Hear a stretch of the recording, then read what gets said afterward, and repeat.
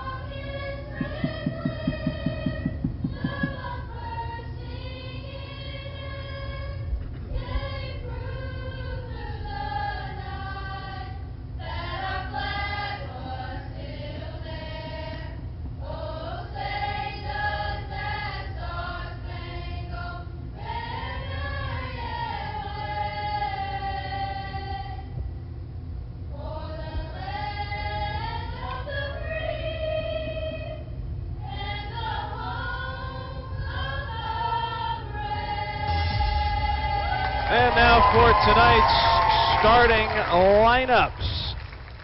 Beginning with the 21 and 24 overall Rocket City Trash Pandas, who are in third place in the first half North Division. Leading off for them will be the left fielder David Calabrese.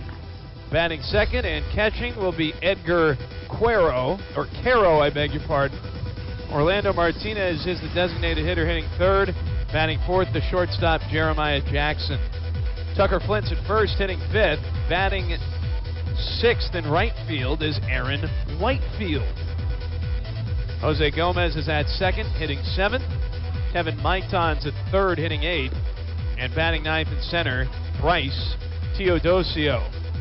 Then on the mound is the righty Landon Marceau, who is 2-4 with an ERA of 4.43. So Calabrese, Caro, Martinez, Jackson, Flint, Whitefield, Gomez, Maiton, Teodosio for the Trash Pandas. For your 23 and 22, Montgomery Biscuits were tied for second place in the first half South Division. Ronnie Simon will lead off. He's the second baseman. Batting second is the shortstop Alika Williams. Hitting third and left is Tristan Peters. Batting fourth at first base today will be Austin Shenton. And then our big surprise, hitting fifth is the third baseman Junior Caminero, the Rays' number 5 prospect who was just called up today. He's only 19, folks. Mason Hours in center. He'll bat sixth. Logan Driscoll's the DH, hitting seventh. Blake Evan Hunt is your catcher, hitting eighth. And Diego Infante rounds out the order in right. And Mason Montgomery's on the mound, 0-2 with a 4.64. Simon, Williams, Peters, Shenton, Caminero, Hour, Driscoll, Hunt, Infante for the Biscuits. And here we go. Montgomery's ready to throw the game's first pitch to Calabrese. And there it is. Fastball. Top of the zone, strike one, and off we go at 6:36 p.m. Central Time. 0-1 to Calabrese, a left-hand hitter. The pitch is too high, and now it's 1-1. Calabrese is hitting 197, 5 home runs, 22 runs driven in. The pitch spins outside, and now it's 2-1. And we told you in the open, the Biscuits are 12-12 over their last 24 games. 4 consecutive 6-game series splits. The pitch, swinging a foul off Hunt. And it's now 2-2. Hopefully the balls and strikes will eventually appear on the video board, because right now it says 0-0. But we know it's 2-2. Thankfully, we've been paying attention. That pitch is swung on and fouled back right into the gooseneck, holding that wireless mic, always in a precarious position. The ump calls time, looks behind him. I think he's concerned about that wireless mic. It's okay. Steve Hodgins, the crew chief. 2-2. Swinging a foul back upstairs. We'll do it again. So yes, the Biscuits have been playing 500 baseball for about a month at this point. And I guess it's a lot better than playing losing baseball. 2-2 is high, and now it's a full count. But we know this team is incredibly talented. They just have not been able to take off since their 10-3 start. As the 3-2 pitch is swung on and hit in the air down the left field line. Racing out there is Caminero, but the left fielder, Tristan Peters, will take charge. And he makes the catch about midway down the line, straddling it for the first out of the game. So that'll do it for David Calabrese. Next up, Edgar Caro. Switch hitting catcher, who is hitting .264 with 1 home run and 19 runs driven in. Mason Montgomery comes downhill and misses badly down and in with ball 1. The big story today, though, is the promotion of Junior Caminero from High A Bowling Green to the Biscuits. The pitch. That one's on the outside corner. Fastball, and it's 1-1 to Caro. Junior Caminero is the Rays' number 5 prospect, according to MLB Pipeline. The pitch. Downstairs, 2-1. All he's done this season at High A Bowling Green is rake. We'll give you his numbers after this 2-1 pitch, which is high, and now it's 3-1 to Edgar Caro, who is batting right-handed against the lefty Mason Montgomery. Junior Caminero has a .356 batting average. 3-1. Oh, that one Almost hit Caro in the hand, but instead it gets the bat and rolls over to the right. So that is strike two, and now it's another full count. But you heard me correctly. A .356 batting average. 3-2 pitch is just inside. Fastball almost caught the inside corner, but Edgar Caro has walked with one out here in the top of the first. So that'll bring up Orlando Martinez. With High A Bowling Green, in 36 games, Caminero was 52 for his first 146. Left on left, Montgomery to Martinez. Bullseye. Good fastball makes it 0-1. Not only that, Caminero had 9 doubles, 3 triples, 11 home runs, and 32 runs driven in. 0-1 is outside, and now it's a ball and a strike, and now a quick throw down to first, a no-looker by Hunt to the first baseman Austin Shenton, and it almost caught Edgar Caro napping. Good idea by Blake Evan Hunt. 1-1, swing and a foul tip on a bender high, and it's now 1-2. What's so special about Caminero, though, besides his gargantuan numbers? The fact that he is only 19 years old. The 1-2. Swing and a high fly ball carved out to fairly deep center. Out there is Mason Hour in the shadows, and he'll pull it down for out number 2. Orlando Martinez retired. And now here's Jeremiah Jackson. But with Caminero making his debut tonight, he becomes just the second teenager to play for the Montgomery Biscuits in their history. He's over there at third wearing the high socks. Left on right, first pitch to Jackson is downstairs, ball one from Mason Montgomery. Caminero is hitting 5th for the Biscuits today. That might be the trivia question. Who is the other teenager? The pitch is low 2-0, although true Biscuits fans will know it's a no-brainer. The only other teenager to play for the Biscuits was a guy by the name of Delman Young. As that one is swung on and stroked foul out of play to the right. And it's now 2-1 to Jeremiah Jackson. Yes, that Delman Young, the guy who played in the big leagues for a good long while. As this pitch is hit out of play to the right, and it's now 2-2. Delman Young was 19 years old when he played for the Biscuits in 2005 and won the Southern League MVP award that same year. 2-2. Called strike 3. Fastball, belt high, and who knows what Jackson was looking for.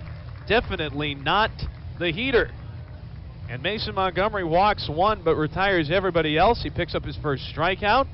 And we go to the bottom of the first. We'll see if the Biscuits can get a couple on to give Junior Caminero his first RBI. He might not need anybody on for that. But the 19-year-old is due up 5th as we go to the bottom of the first in a 0-0 series opener.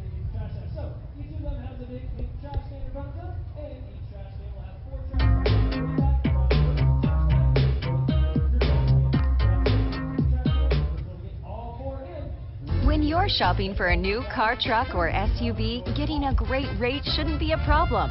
ASE Credit Union makes auto loans easy with rates as low as 4.25% APR. Apply online or visit your local branch today. ASE Credit Union. Your life, your goals, your ASE. Federally insured by the NCUA, Equal Opportunity Lender. ASE Credit Union. Your life, your goals, your ASE.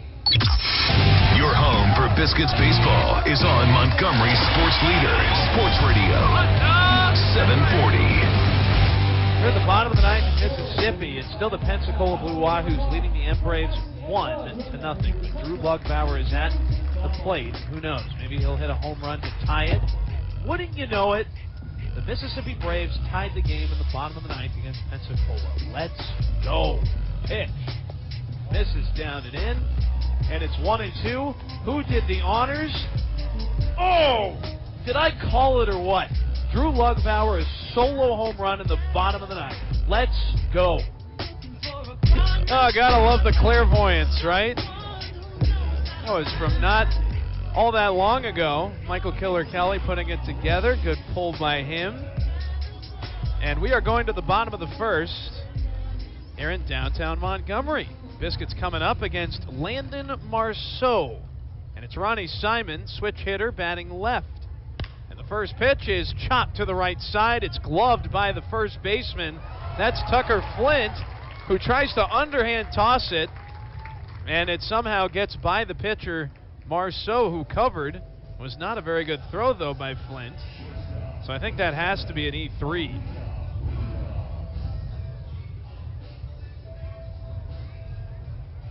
Well, Ronnie Simon was up there ready to hit. Saw something he liked. But really, that should have been the first out.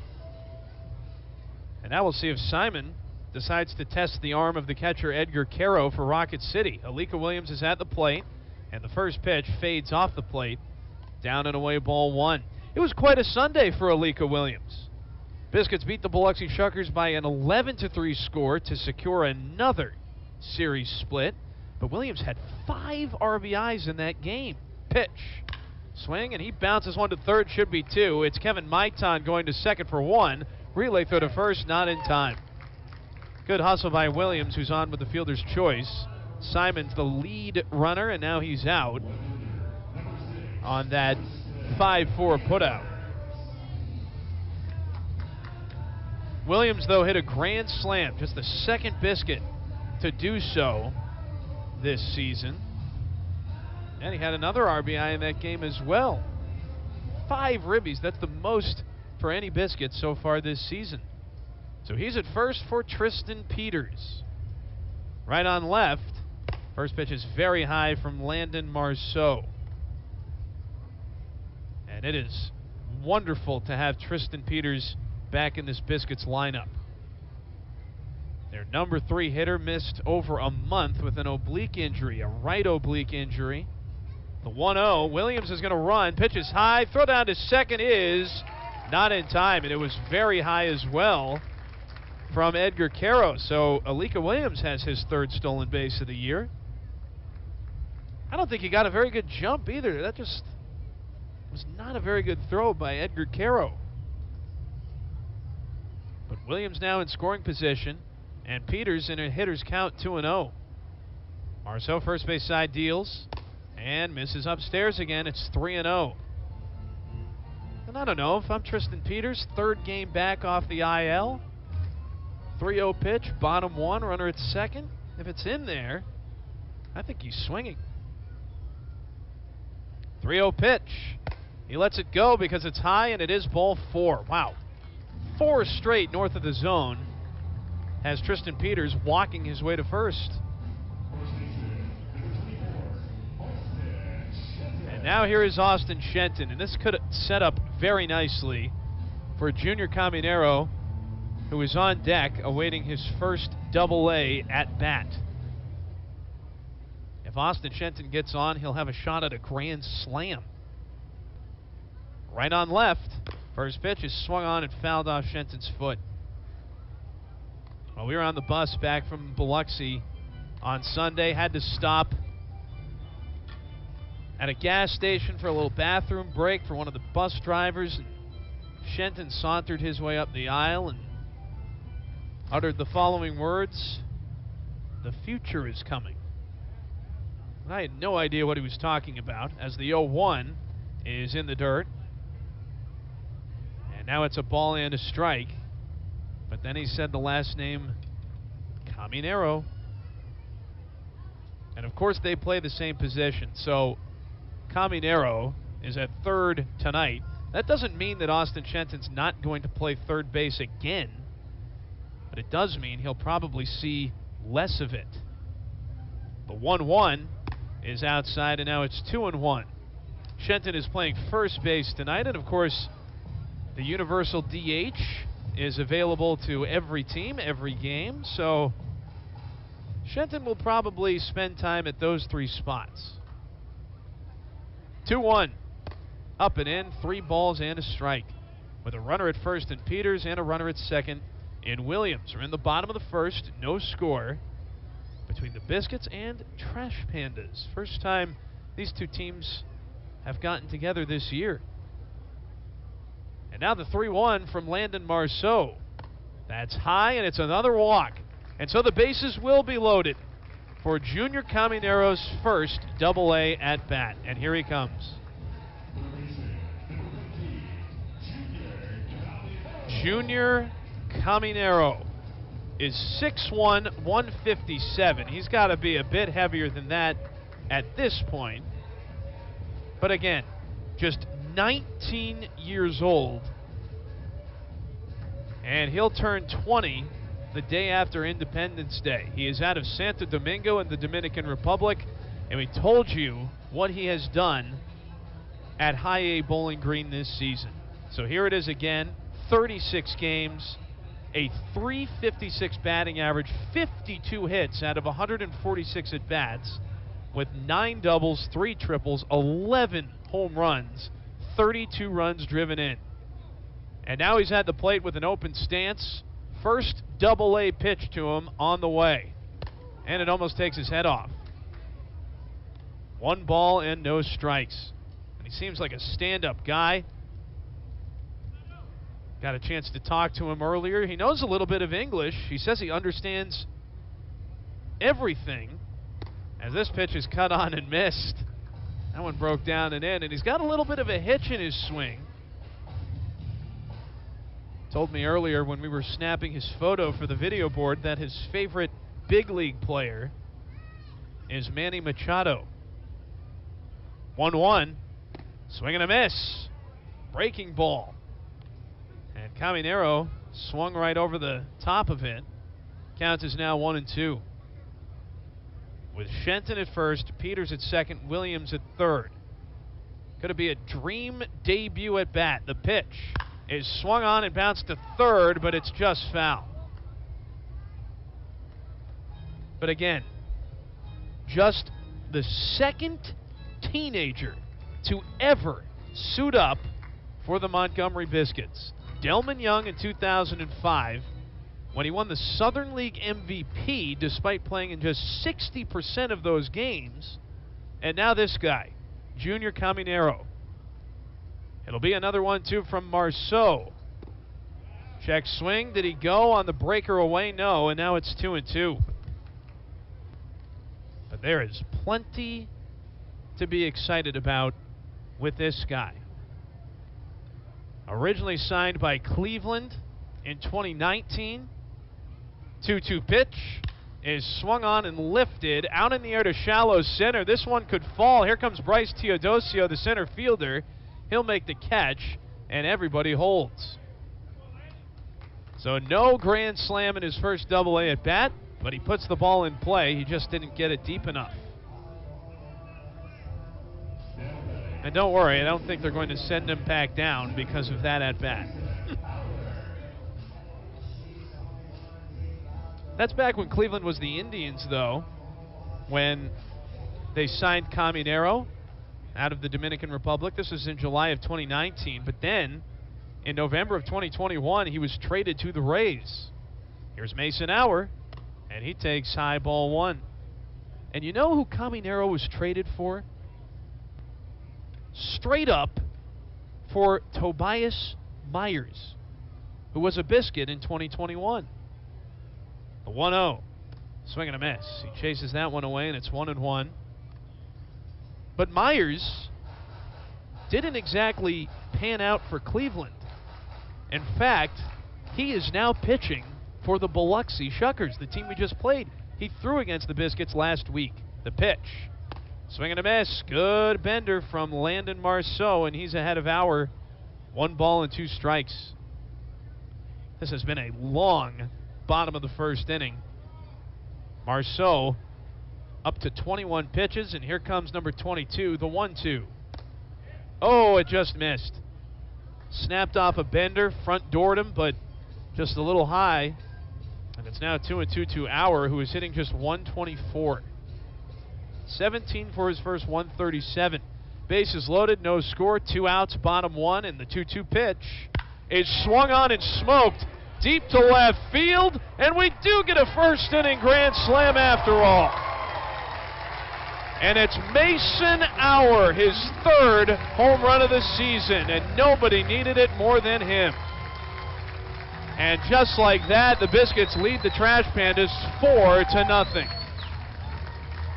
And look at how happy everybody is for Auer. He's been struggling more than anybody. Not anymore. That was a bomb.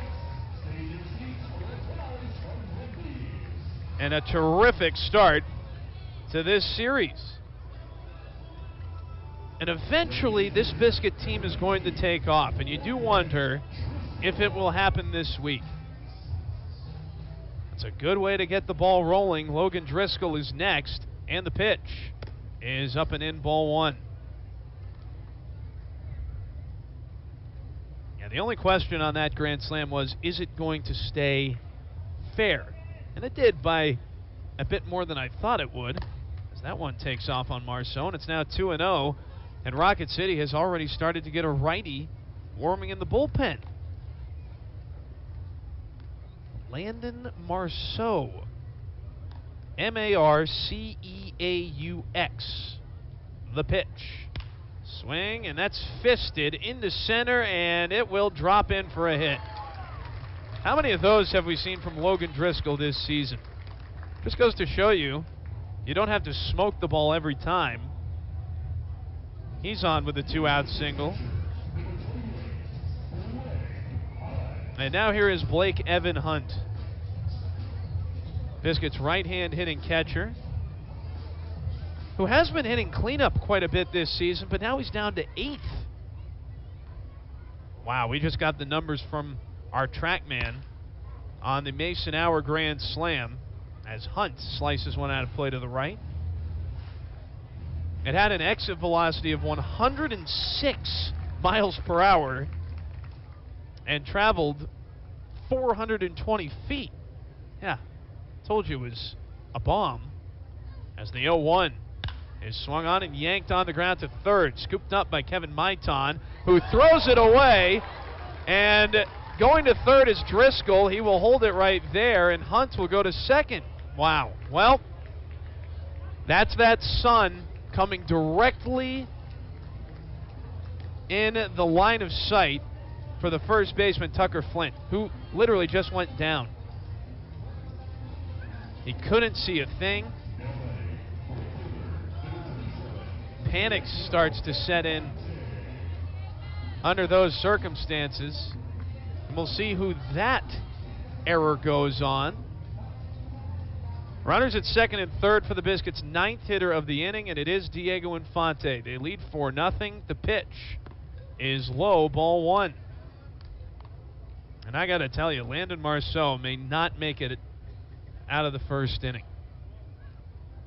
This is going to be his 30th pitch. And it's downstairs to Diego Infante. So they are going to call the error on the first baseman, Flint. So that's his second of the inning. Infante ahead 2-0, the pitch. Swing, and he bloops one into left center field, and that is in there for a hit. Coming in to score is Driscoll to make it 5-0, and Hunt will hold it at third. RBI single, Diego Infante, and the Biscuits have now batted around here in the bottom of the first inning.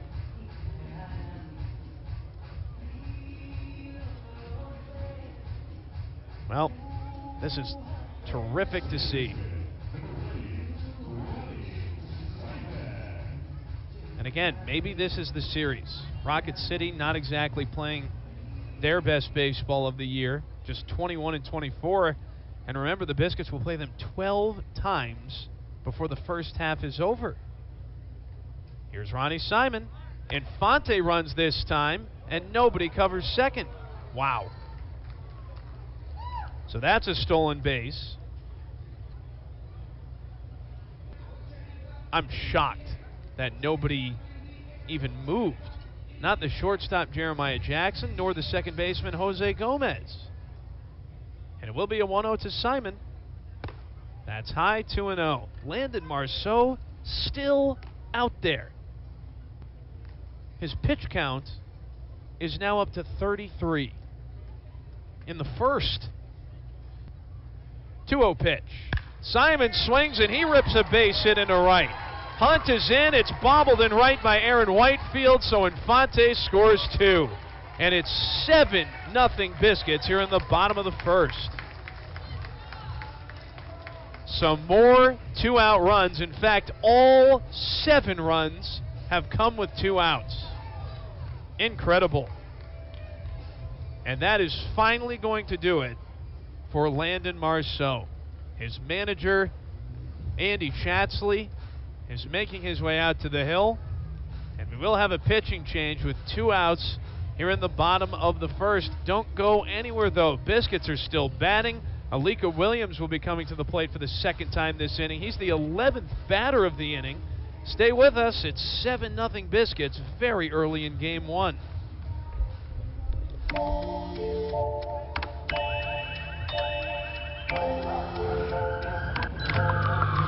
The world is always on, but you shouldn't be. Put Joe Sleep to bed. During Mattress Firm's Memorial Day sale, get a king for the price of a queen and save up to $700 on Sealy. Shop now at Mattress Firm. Restrictions apply. See store or mattressfirm.com for details.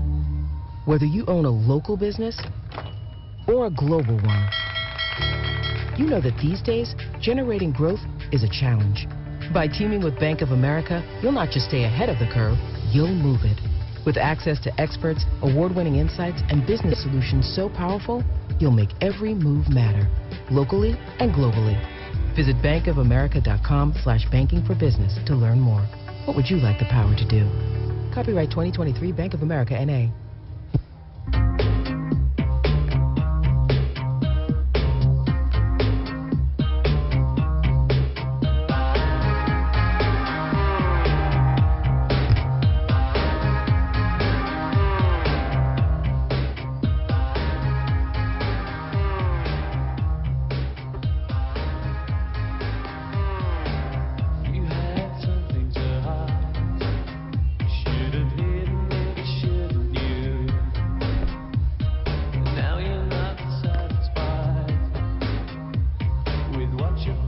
New pitcher on for the Trash Pandas, who trail the Biscuits 7-0 here in the bottom of the first, will be the right-hander Robinson Pena. 6'5", 225 is the 24-year-old out of San Cristobal in the Dominican Republic. So far for the Trash Pandas, he's made just 1 other appearance. He's 0-0 with an ERA of 0. And his first pitch to Alika Williams almost hits the Biscuits shortstop, who reached on a fielder's choice about 10 minutes ago. Biscuits have 7 runs on 4 hits here in the bottom of the first. Ronnie Simon at first, and this pitch is swung on and chopped to third. Kevin Maitan has it, slings it to second, and the inning has finally and mercifully come to an end for Rocket City. But wow, a grand slam by Mason Hour, a little power hour, followed up by an RBI single by Diego Infante, and a 2-run single by Ronnie Simon has given the Biscuits a 7-0 lead at the end of 1. Whether you own a local business or a global one, you know that these days, generating growth is a challenge. By teaming with Bank of America, you'll not just stay ahead of the curve, you'll move it. With access to experts, award-winning insights, and business solutions so powerful, you'll make every move matter, locally and globally. Visit bankofamerica.com/banking for business to learn more. What would you like the power to do? Copyright 2023 Bank of America, N.A. You could throw your flip-flop at a bug. You, a bug, get it. But the chances of actually hitting it Over there. are statistically It's still alive. unlikely. Good thing nature's got your back. Stem bug killers combine powerful active ingredients found in plants like lemongrass and geraniol and scientifically engineer them into effective bug-fighting formulas, safe for use as directed around people, pets, and throughout the home. STEM, rooted in nature, optimized by science. At ASE Credit Union, we finance fun. With rates as low as 4.75%, financing your next adventure is easier than ever. Apply online or visit your local branch today. ASE Credit Union, your life, your goals, your ASE. Federally insured by the NCUA, Equal Opportunity Lender. ASE Credit Union, your life, your goals, your ASE. Top two, 7-0 Skits, and Mason Montgomery back to work with ball one to Tucker Flint, the left-hand hitting first baseman who is fifth in Rocket City's order, who committed 2 errors in the bottom of the first. The pitch is good for a strike, thigh high, and it's 1-1 to Flint, who is 6'2", 215. He's a 22-year-old out of Providence, Rhode Island, home of the Baby Bees. Pitch. Swing, and he sends one in the air out to right center. Should be playable for Diego Infante or Mason Hour, and it is the latter as the center field makes the catch. Center fielder, I beg your pardon, and that's out number 1.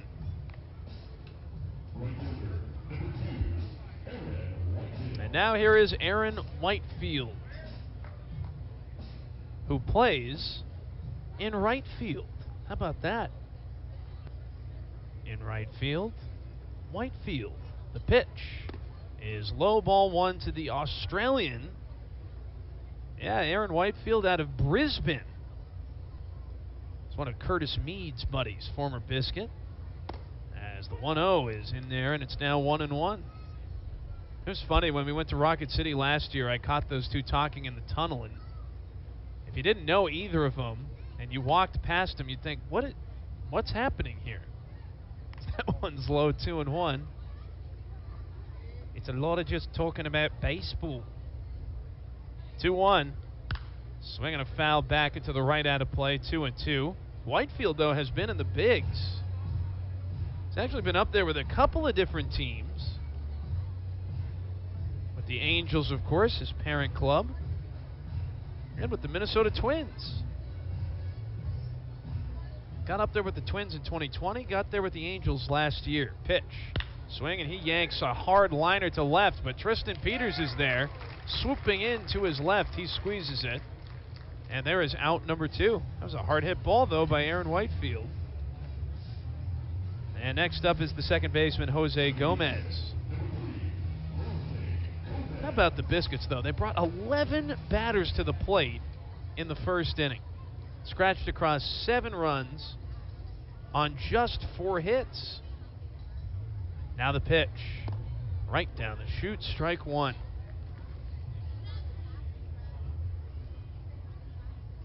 So this could be the turning point in the season. I mean, it really could.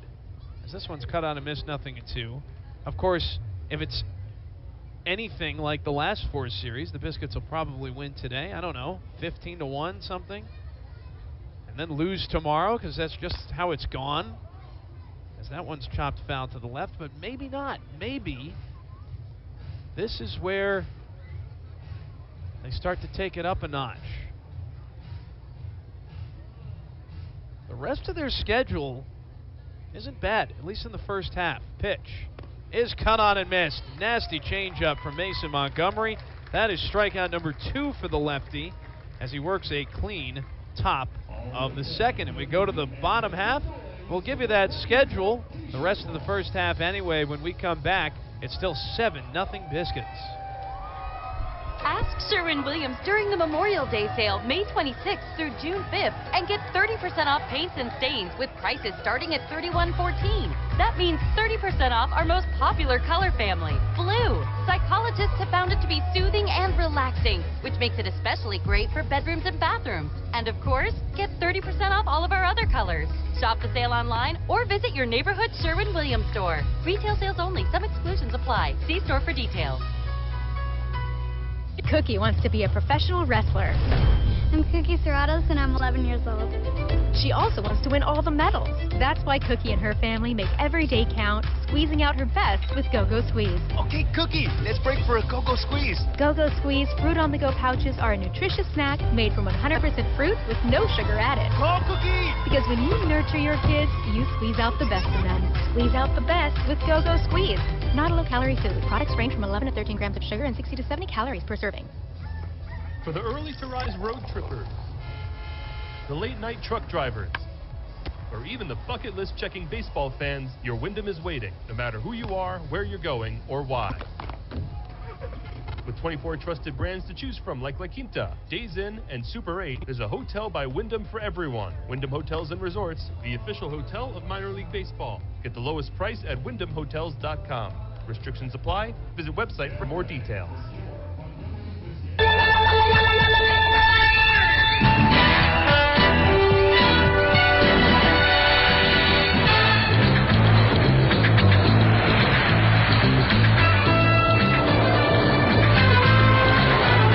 Bottom two, Biscuits up a touchdown and an extra point. 7-0 on Rocket City as Robinson Pena misfires wide ball one to Tristan Peters. Pena did not start this game. That was Landon Marceau as the 1-0 pitch is upstairs. Tristan Peters has been thrown 6 straight balls, all north of the zone. Walked on 4 pitches against Marceau in the first inning. The pitch, high again, ball 7. All 7 of Landon Marceau's runs, however, will be unearned today because of the 2 errors committed by first baseman Tucker Flint. 3-0 pitch. There's the first strike to Peters, and it's now 3-1. Mason Hour popped a grand slam in the first inning, though, so the Biscuits have now played 2 consecutive games in which they've hit a granny. There's a swing and a rip straight back into the net to fill up the count. Diego Infante had an RBI single in the bottom of the first. Ronnie Simon, a 2-run single in the bottom of the first. All 7 Biscuit runs coming with 2 outs. 3-2 pitch. Whoa, almost skimmed Peters' knee. But he gets out of the way and will take first on another walk.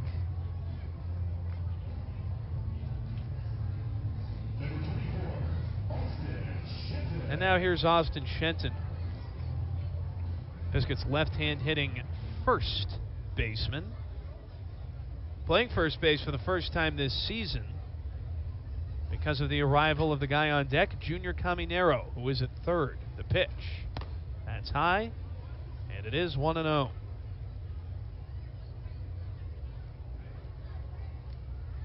Shenton is hitting .273, 6 homers, 20 runs driven in. The pitch. Oh, he swings and was a little tardy on that one, fouling it back into the mesh. And it is now 1-1. Shenton had a great series in Biloxi. 10 for 22, 2 home runs, 2 doubles, 5 RBIs. As the 1-1 is up and away, Peters runs on the play, throw down to second, not in time. Peters somehow swims around that tag applied by the shortstop, Jeremiah Jackson. So Tristan Peters has stolen base number 5.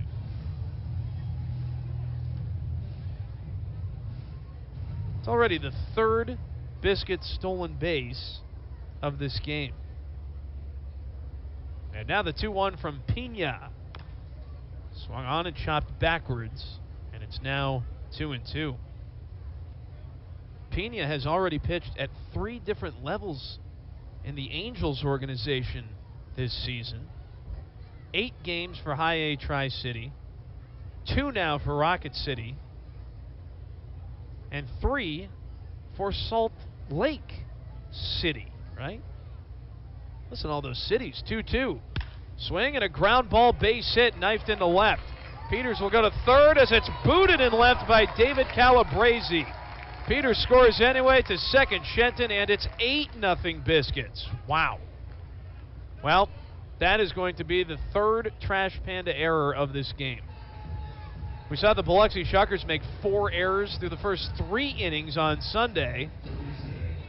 And And apparently the Biscuits have brought some of that back with them from Biloxi and passed it on to the Trash Pandas. So Shenton will come away with a single there, and it is an E7 on that play. And now here is Junior Caminero, who takes a fastball on the outer rail for strike one. One of the most exciting prospects in baseball at this point. JC, the 19-year-old.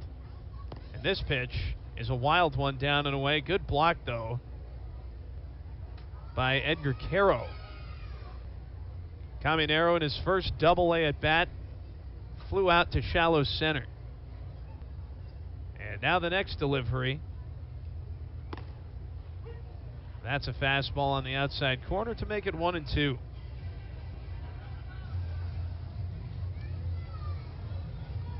Biscuits are up 8-0 with nobody out in the bottom of the second. 1-2 pitch. Swing, and it's chopped foul behind home plate. He had to reach for it. By the way, Caminero's family is here tonight. Looking out the broadcast booth window. Down and to my right. Mom, Dad, little brother, all in attendance. The pitch is a wild one for real this time. That one goes all the way to the backstop, and Shenton will move up 90 feet to third. And if we were just playing a backyard game at this point, I'm sure the Rocket City Trash Pandas would say, okay, can we just start over? You get this game. Let's just move on to game two. They just look like they're sleepwalking through this game so far. It'll be a 2-2. There's a swing and a broken bat liner hit to the shortstop, Jeremiah Jackson. He makes the catch. He was playing in and then tries to double up Shenton at third, but is unsuccessful. Well, even though that was a broken bat, Junior Caminero still hit it pretty hard. But he is 0 for 2 to begin his Biscuit career. And now here's Mason Hour again. First pitch. Swing and a chopper to third. Maiton gloves, throws to the plate, and he's out. Austin Shenton slides into that tag, and that is out number 2. And that one almost bounced over the head of Kevin Maiton. Pretty well struck, honestly, by Mason Hour, who gets on first to the fielder's choice, but that play will go 5-2. And I don't know, Shenton may have snuck that foot in there before Caro could get the glove down. But, of course, no instant replay. As Hour runs on this pitch away for ball one, and he'll get there easily. 4 stolen bases now for the Biscuits already, and we're in the second inning. That's the 17th for Mason Hour, who came into this game hitting just 124. That just goes to show you what Hour is going to be capable of once these hits start falling. The pitch to Logan Driscoll is swung on and pulled on the ground to second on a slide. It's Jose Gomez. What a play. He then throws out Driscoll after taking away a base hit, and the side is retired. But you know what? Biscuits get another run, and they do it on the E7, committed by David Calabrese. So we go to the third. It is the Biscuits 8, the Trash Pandas nothing. Hey folks, this is Jody. Me and Cozy Wolf from American Oakenmore. This is a special invitation to our 29th anniversary sale. For a limited time, everything at American Oakenmore, inventory, catalogs, and special orders, 50% off the top tag price. That's right, half off. Living room, dining room, bedroom, home office, and outdoor. Interest-free financing available. Hurry, sell in soon. Mattress, accessories, and cozy excluded. Like we've been saying for almost 30 years. You don't pay the fake money, so don't settle for fake wood. Hey, this is Jody. And Cozy from the Rustic Outlet at American Oakenmore. We have a huge problem. We have more inventory than a new warehouse will hold. So we must dump some inventory at up to 70% off. This Thursday, Friday, and Saturday, 3 big days. We're having a huge warehouse inventory relinquishment sale. Now bring the decision maker, tape measure, and trailer. These items won't last long at these low, low prices. Check it out on Facebook or buy on our website. Don't miss the biggest furniture sell-off the River Region has ever rustic furniture outlet at American Oak and More. One search engine is used by 9 out of 10 consumers.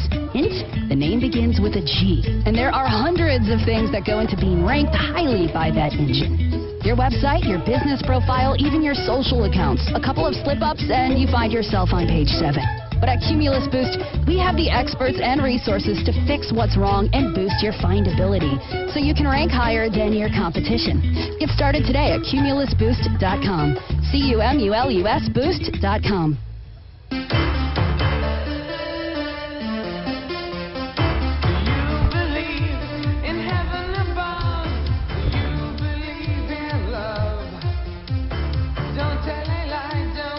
Mason Montgomery back to work with an 8-0 cushion as we go to the third inning. And the first pitch to Kevin Maiton is walloped into the right center field alley, and that's trouble. That will go to the wall as Maiton scoots into second with a leadoff double. Hit it from the right side of the plate to the switch hitting third baseman, 8th in the order. And there's the first hit surrendered by Montgomery tonight. Now here's Bryce Teodosio, right-hand hitting center fielder, 9th, and the Trash Pandas order. Well, I posted a video on Twitter earlier today of Junior Caminero taking his first hacks at BP at the AA level. Got a lot of people chiming in on social media as this pitch is downstairs, ball 1, including Jacob, who asks, well, here's my tweet. I said, at Rays Baseball number 5 prospect Junior Caminero takes his first BP swings as a Biscuit. The 19-year-old will play third base and hit 5th tonight in Montgomery series opener against Rocket City. That one's high 2-0. Caminero will become just the second teenager to ever play for the Biscuits after Delman Young in 2005. Jacob asks, Wander wasn't a Biscuit? No, he never came through here. The pitch, that's high. And now it's 3-0. He was supposed to come here in 2020. And this is Wander Franco, of course. But we all know what happened that year. 3-0 pitch. That's high, and there's a 4-pitch walk to the number 9 hitter, Teodosio. And now Blake Evan Hunt will go out and talk to Mason Montgomery. Trash Pandas with runners at first and second and nobody out for the leadoff hitter, David Calabrese. That 2020 Biscuits team was projected to be the best team in minor league baseball by a number of baseball publications. They would have had Wander Franco, the game's top prospect, as this pitch to Calabrese is upstairs, ball 1. In addition to probably Josh Lowe, to probably Rene Pinto, to Jesus Sanchez, Taylor Walls, Vidal Brujan, as this one swung on and lofted out of play to the left, and now it's 1-1.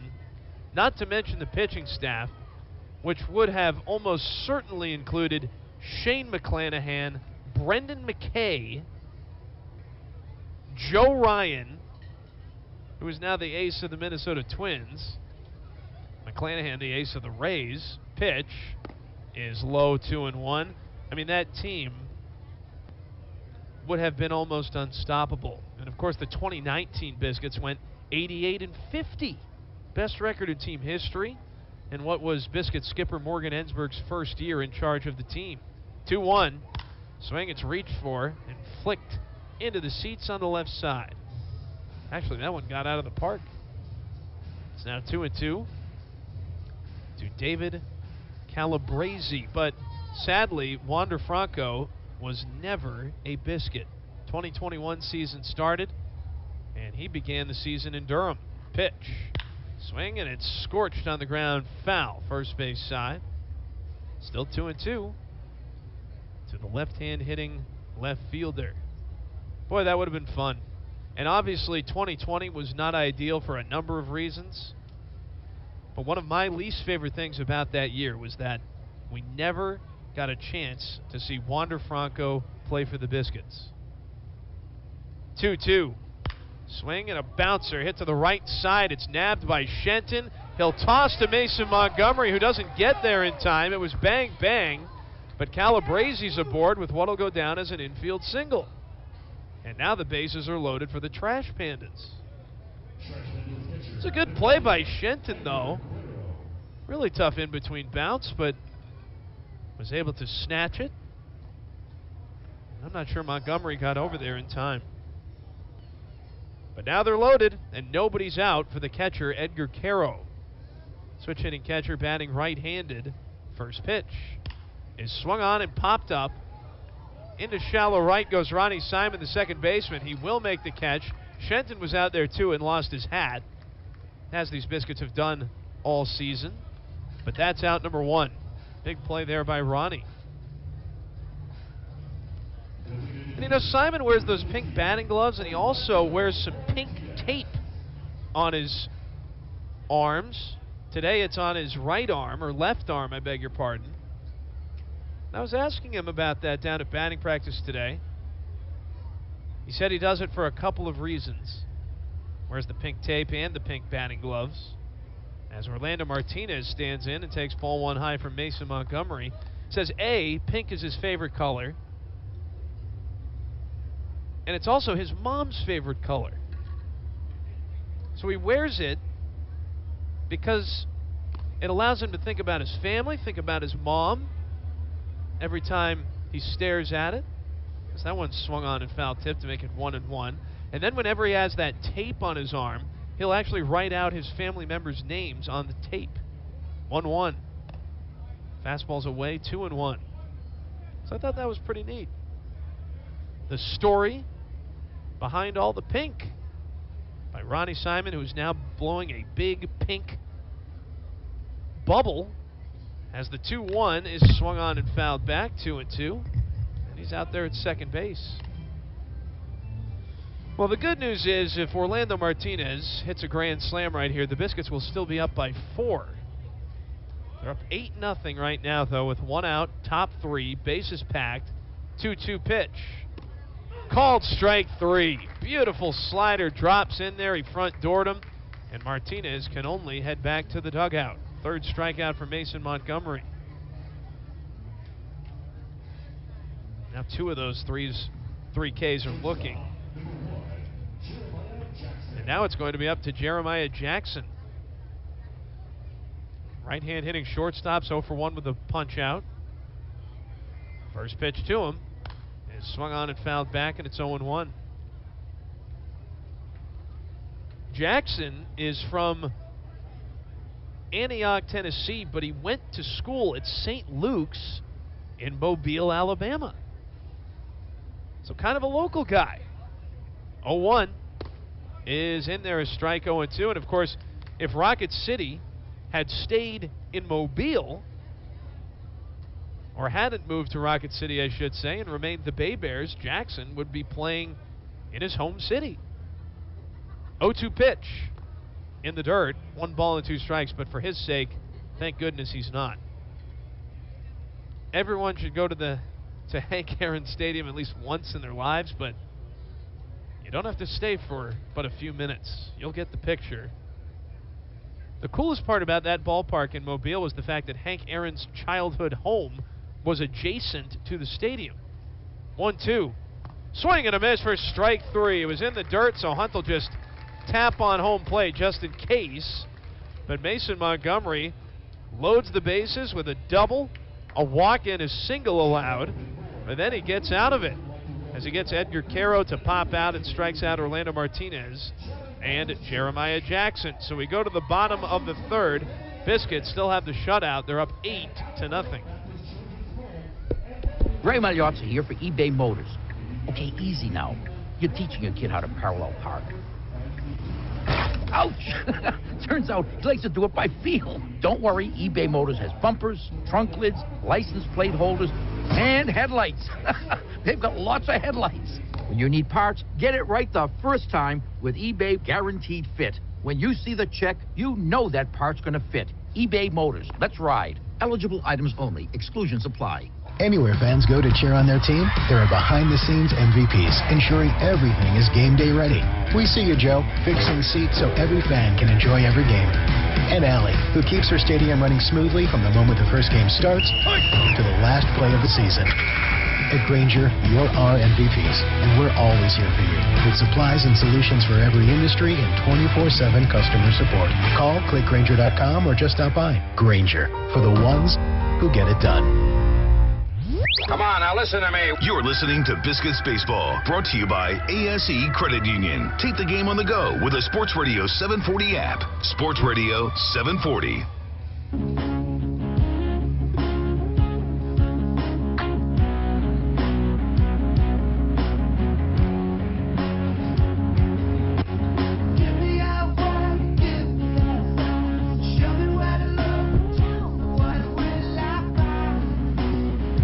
Bottom three, 8-0 Biscuits. Here is Blake Evan Hunt against Robinson Pena. The first pitch to him. Did it hit him?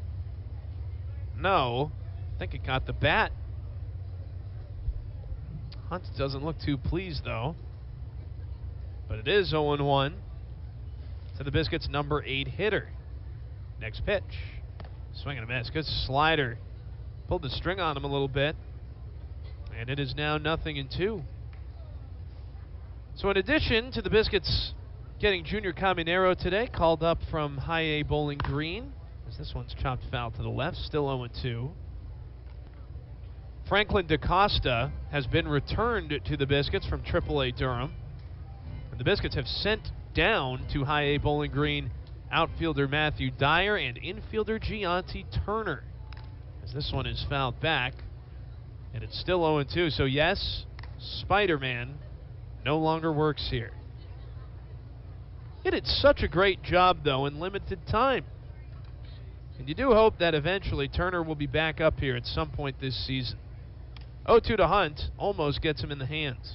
Well done. Yeah, Michael Killer says, well darn, and it's true.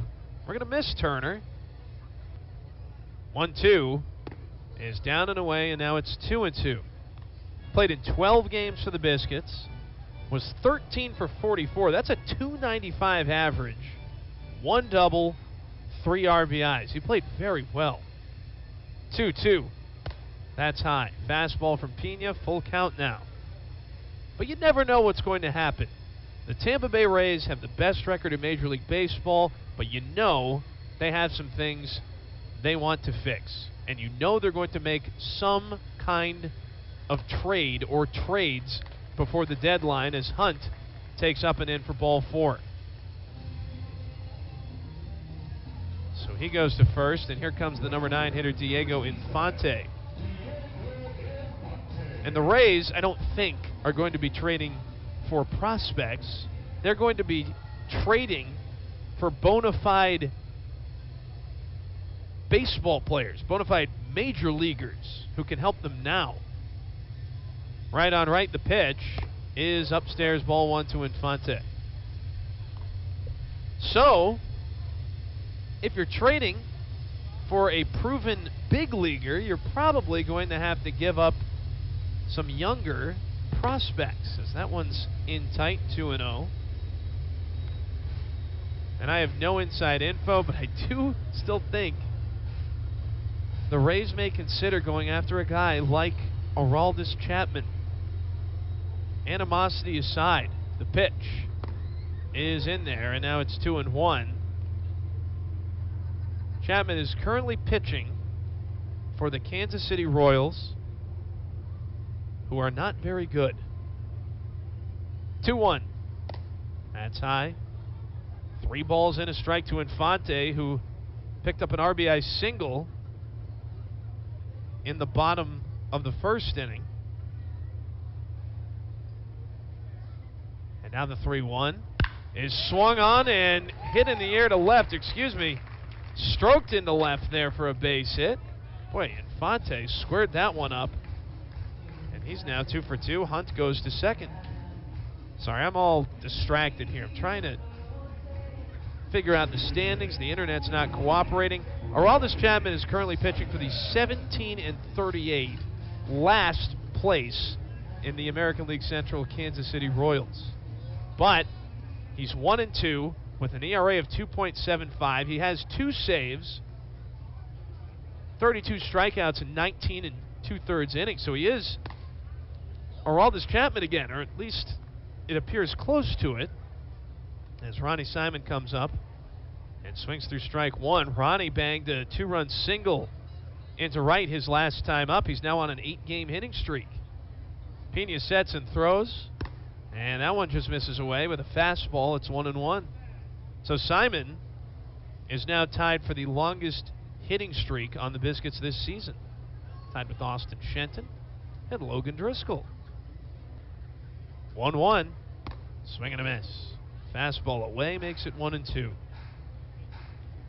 One of the Rays' big problems at the moment is that they do not have a quote-unquote shutdown reliever. 1-2 is swung on and stroked down the right field line, and it's just foul. Well, still a ball and 2 strikes to Simon. And Pete Fairbanks just went on the injured list, so he is going to be out for a little while. And we know our guy Joe LaSorsa is up there. How about Joe LaSorsa, though? He made his Major League debut yesterday in a 1-0 loss to the Chicago Cubs at Wrigley Field. 1-2. Swing and a squibber on the ground to third. Maitan Fields goes to second for 1, and that's all the Trash Pandas will get. Boy, that was weird. Simon almost lost his helmet, he swung so hard. But he tried to pull it and ended up doing the exact opposite. On the ground, a spinner to the left side. So he's aboard with a fielder's choice. To third goes Hunt. And Fonte is the out at second. So that play goes 5-4. Now here's Alika Williams with runners at the corners. And he takes in tight, ball 1. LaSorsa yesterday, though, went 2 scoreless innings. Walked 1, struck out 2, and made his Major League debut. Good for Joe LaSorsa. As that one misses in. And now it's 2-0. He faced 7 batters. And I think LaSorsa is going to stick up there. I mean, he's too much of a competitor. He's too good to go back down to AAA. As that one's high, and now it's 3-0. But the Rays did lose yesterday 1-0 thanks to Marcus Stroman's complete game 1 hitter. 3-0. Down and in, ball 4. And now the bases are loaded again. And they're juiced for Tristan Peters. Boy, the Biscuits have already walked 5 times in this game. And we're not even through 3 innings. Peters has 2 of those 5 walks and a couple of runs scored. 1 out, 8-0. And the first pitch to Peters is swung on and fouled back, 0-1. Anyway, my whole point is, if the Rays do in fact make some trades, you may see some Biscuits going the other way. As this one is swung on and hit in the air to deep left. This one has a chance, but it curls foul at the last second. Wow. Could have been the second grand slam of the game. That's happened once in Biscuits history. And we're talking about Delman Young, so this fits in quite nicely. In 2005, it happened in the same inning. The pitch is low, and now it's 1-2 to Peters, who knows something about hitting a couple of home runs in the same inning. He did that earlier in the year in an April 16 game against the Tennessee Smokies. Now the 1-2 pitch. Swinging a high fly ball to fairly deep left. Going back is Calabrese onto the track. He makes the catch. Tagging and coming in to score is Hunt. Throw comes to third and almost takes out Ronnie Simon. But a sac fly for Tristan Peters, and now it's 9-0 Biscuits here in the 3rd inning.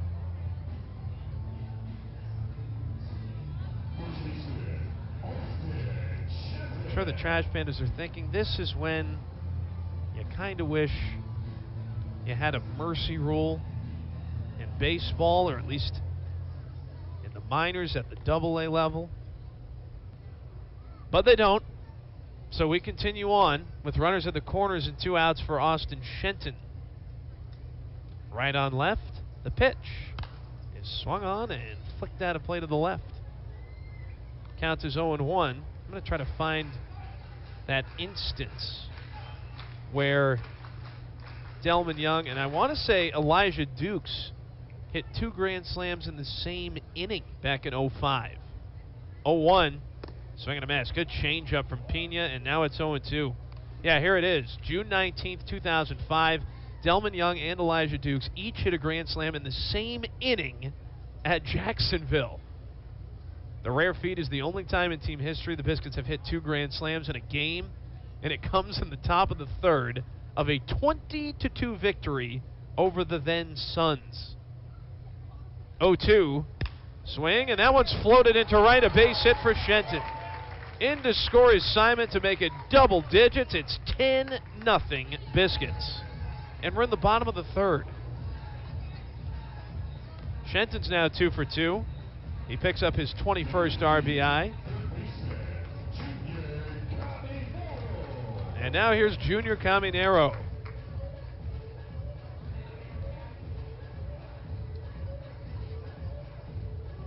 And let's see if he can get in on the fun. 0 for 2 to begin his Double-A career. First pitch to him here is swung on and chopped foul to the left. And it is 0-1. Boy, 10-0 Biscuits already on 7 hits. Trash Pandas have 2 hits, and they've made 3 errors.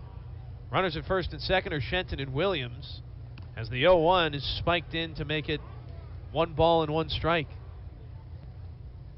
Caminero, by the way, wearing number 15. That's what he chose upon his promotion up from High A Bowling Green today. And more action in the Trash Pandas bullpen. A sidewinding righty starting to get loose. 1-1 pitch. Swing, and that one's rifled on the ground and a left, a base hit. Williams is being waved home. Here comes the throw, and it's cut off. And Junior Caminero has his first Double-A RBI, and it's on a single here in the third. And now it's 11-0 Biscuits. My goodness. Well, good for the kid. Got the monkey off his back. He's now 1 for 3 in the 3rd inning in his Double-A debut. Boy, the Biscuits are having fun tonight. Andy Schatzley, he is not, though. He is going out to the mound to get the ball from Robinson Pena. And that sidewinding righty is coming on. We'll go to a break. It's 11-0 Biscuits, though, with 2 outs in the bottom of the third.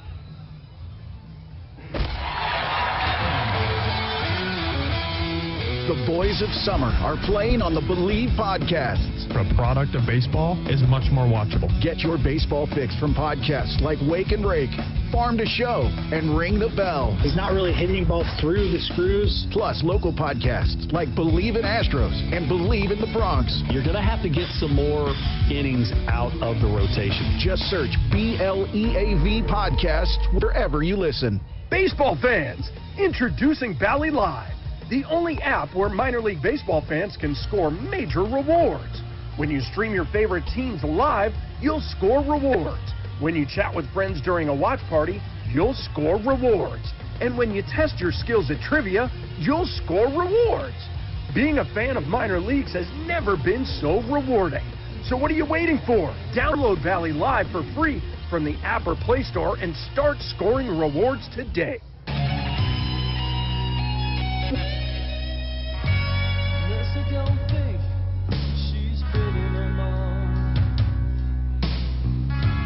Staring at the stars through a back screen door. She tries and tries to make it all work out. No matter what she does, she loves standing in the middle of doubt.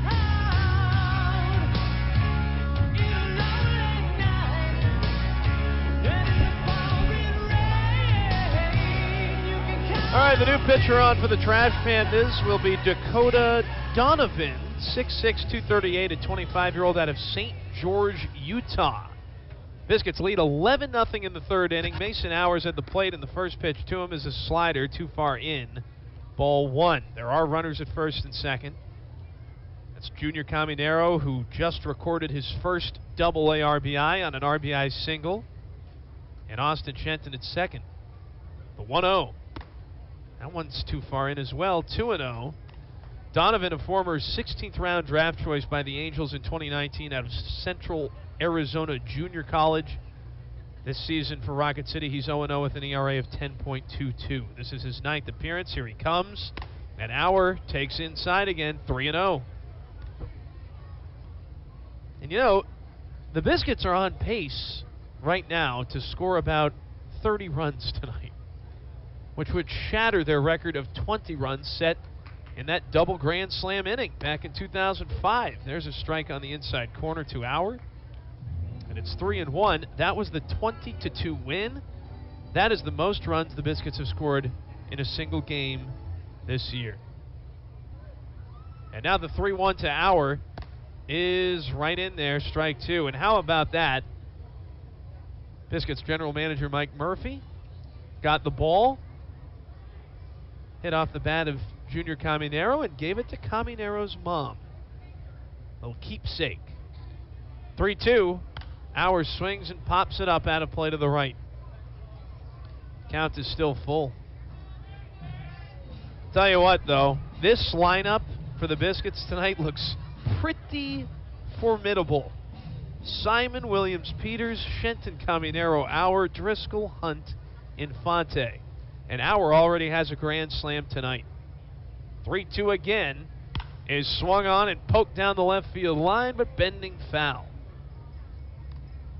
These are good swings from Mason Hours so far in this ball game.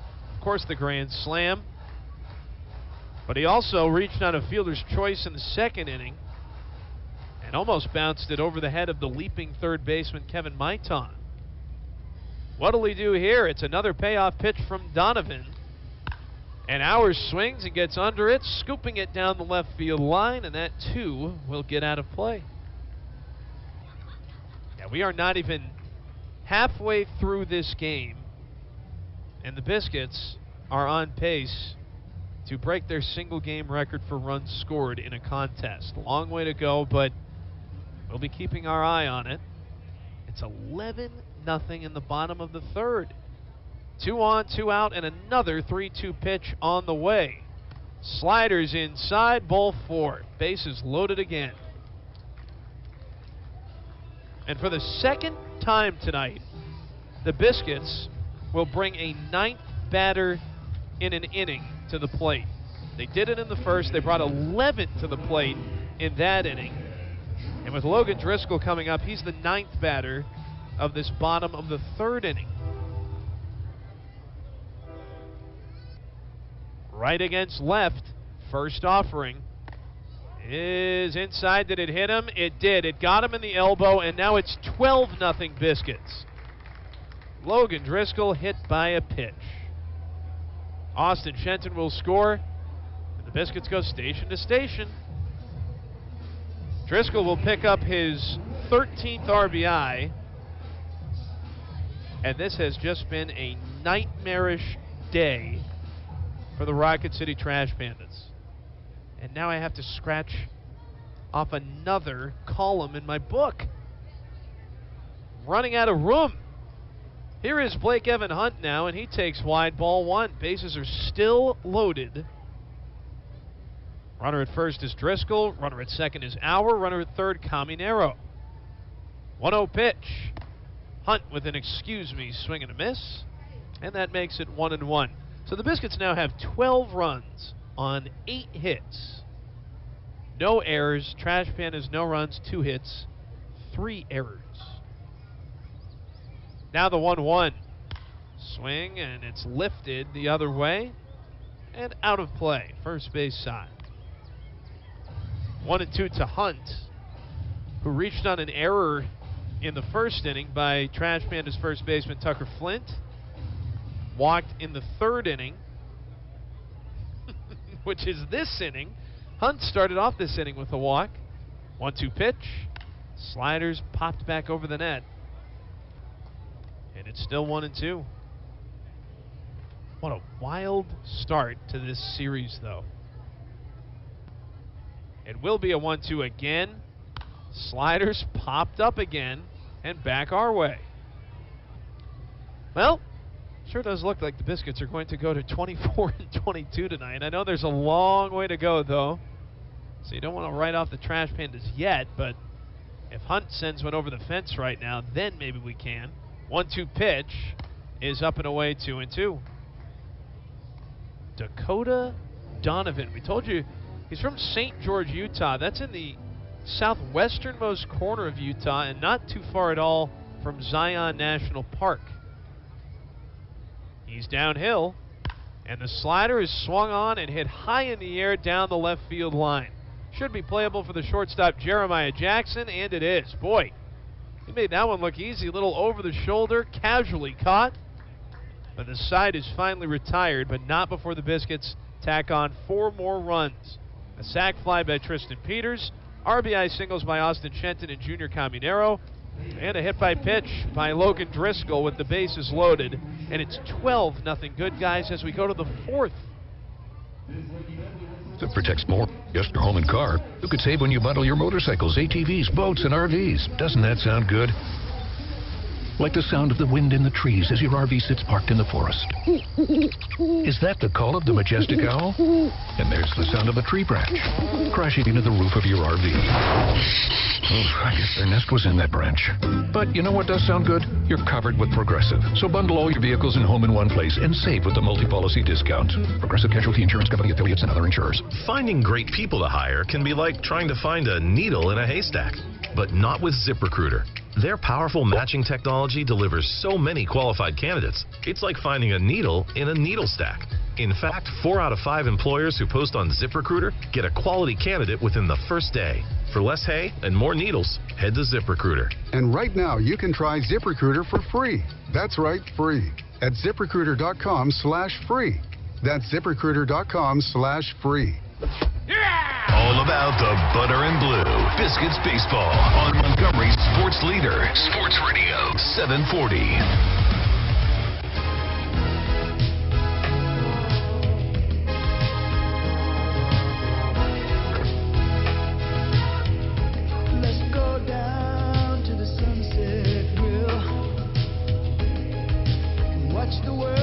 Start of the 4th inning, and the Biscuits are boat racing the Rocket City Trash Pandas. It's 12-0 in this series opener.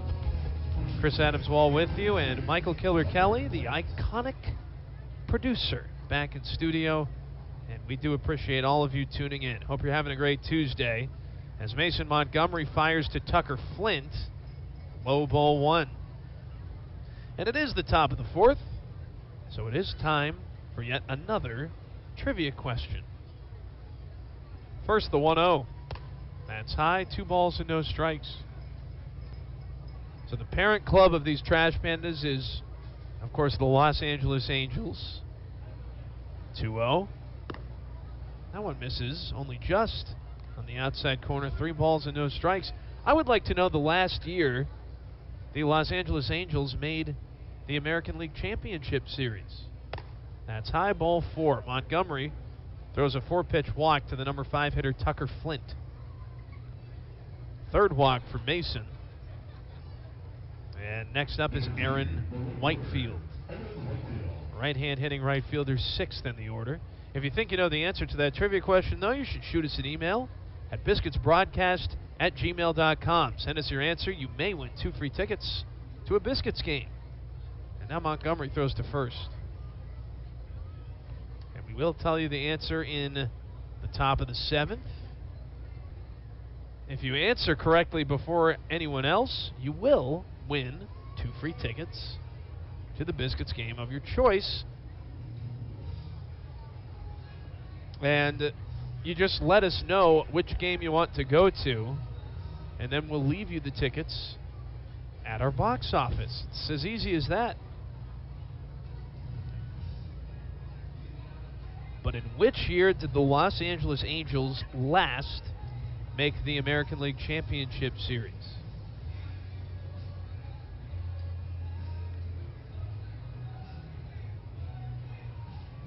They've made it 6 times in their history, by the way. Montgomery ready to throw to Whitefield. The pitch. Too high, ball 5. But when did they last make the ALCS, or most recently make the ALCS? The 1-0. Swinging a foul back, and it's 1-1, and they have clearly had their issues. They have not made the playoffs in a long time, so there's another hint for you. But even when they made it most recently, they did not reach the ALCS. As this one is stroked out of play to the right, and it's now 1-2. And it just doesn't really make sense either, because they have quite possibly the 2 best players in the game. Shohei Ohtani and Mike Trout. Everyone else, though, is not very good. 1-2. That's high, 2-2. Well, that's not necessarily fair. They're obviously all talented, but their pitching just has not been good enough to get them over the hump and get them back to the postseason. 2-2 pitch. Swing and a bouncer left side, and that's going to sneak through. Alika Williams throws to second, and nobody covers third. So Flint smartly takes off and gets there. Wow. And I think Mason Montgomery forgot to cover. Junior Caminero was ranging to his left. It got by him, but then the shortstop, Alika Williams, was just behind him, ranging to his right. He got the ball through to second, but then Caminero wasn't on the base. No one was on the base.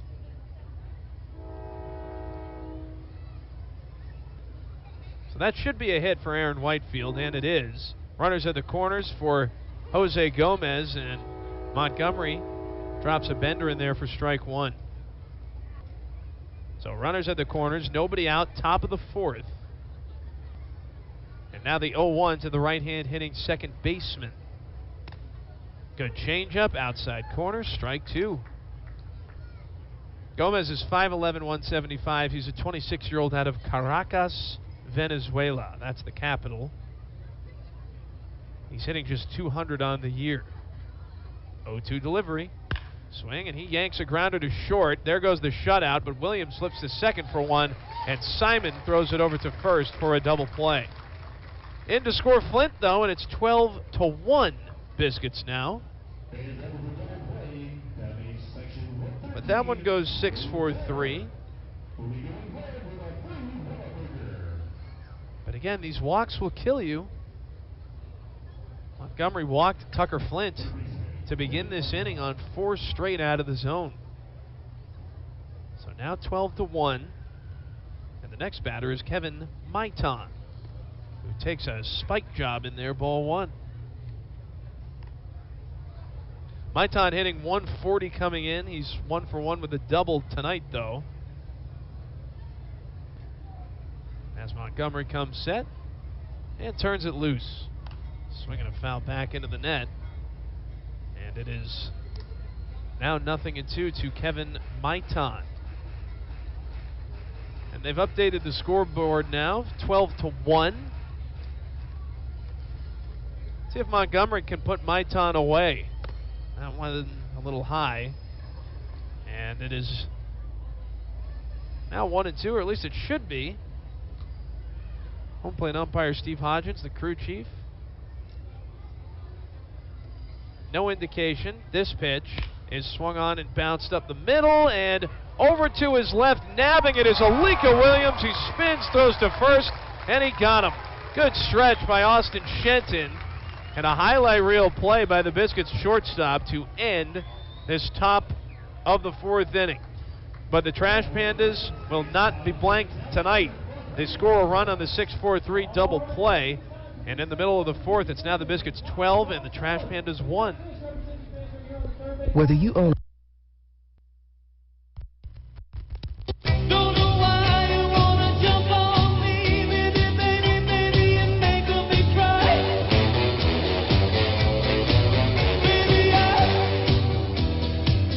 the Biscuits going to do next? They've scored 7 runs in the first, 1 in the second, 4 in the third. They lead the Trash Pandas 12-1 as we go to the bottom of the fourth.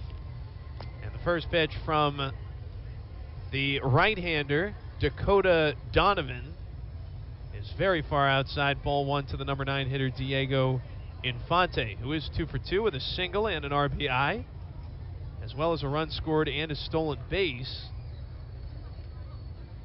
This could go down as a historic night offensively for the Biscuits. It depends on how the rest of the game shakes out, as that one finds the upper outside corner, and it's 1-1.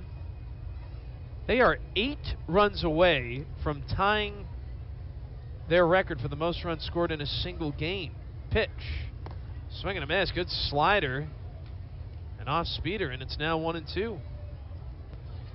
That was done back on June 19th, 2005. A 20-2 win over the Jacksonville Suns, in which Delman Young and Elijah Dukes, 2 future big leaguers, 2 eventual big leaguers, hit grand slams in the same inning. As that one is fouled back, and it is still 1-2 to Diego Infante. I remember one time in Jacksonville we played a doubleheader, and this must have been back in 2018. The pitch is up and in, 2-2. But in the first game, Nick Solak hit a grand slam for the Biscuits. In the second game, Mike Brasso hit a grand slam for the Biscuits. So it wasn't the same inning, but it was on the same day. Pitch. Sliders in, and now it's a full count. I got this somewhere in the media guide.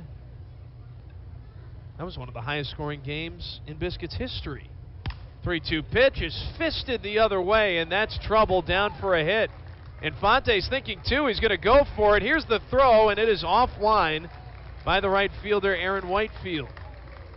Infante with his 3rd hit. Now 3 for 3 in the 4th inning. It's a leadoff double, and here comes Ronnie Simon.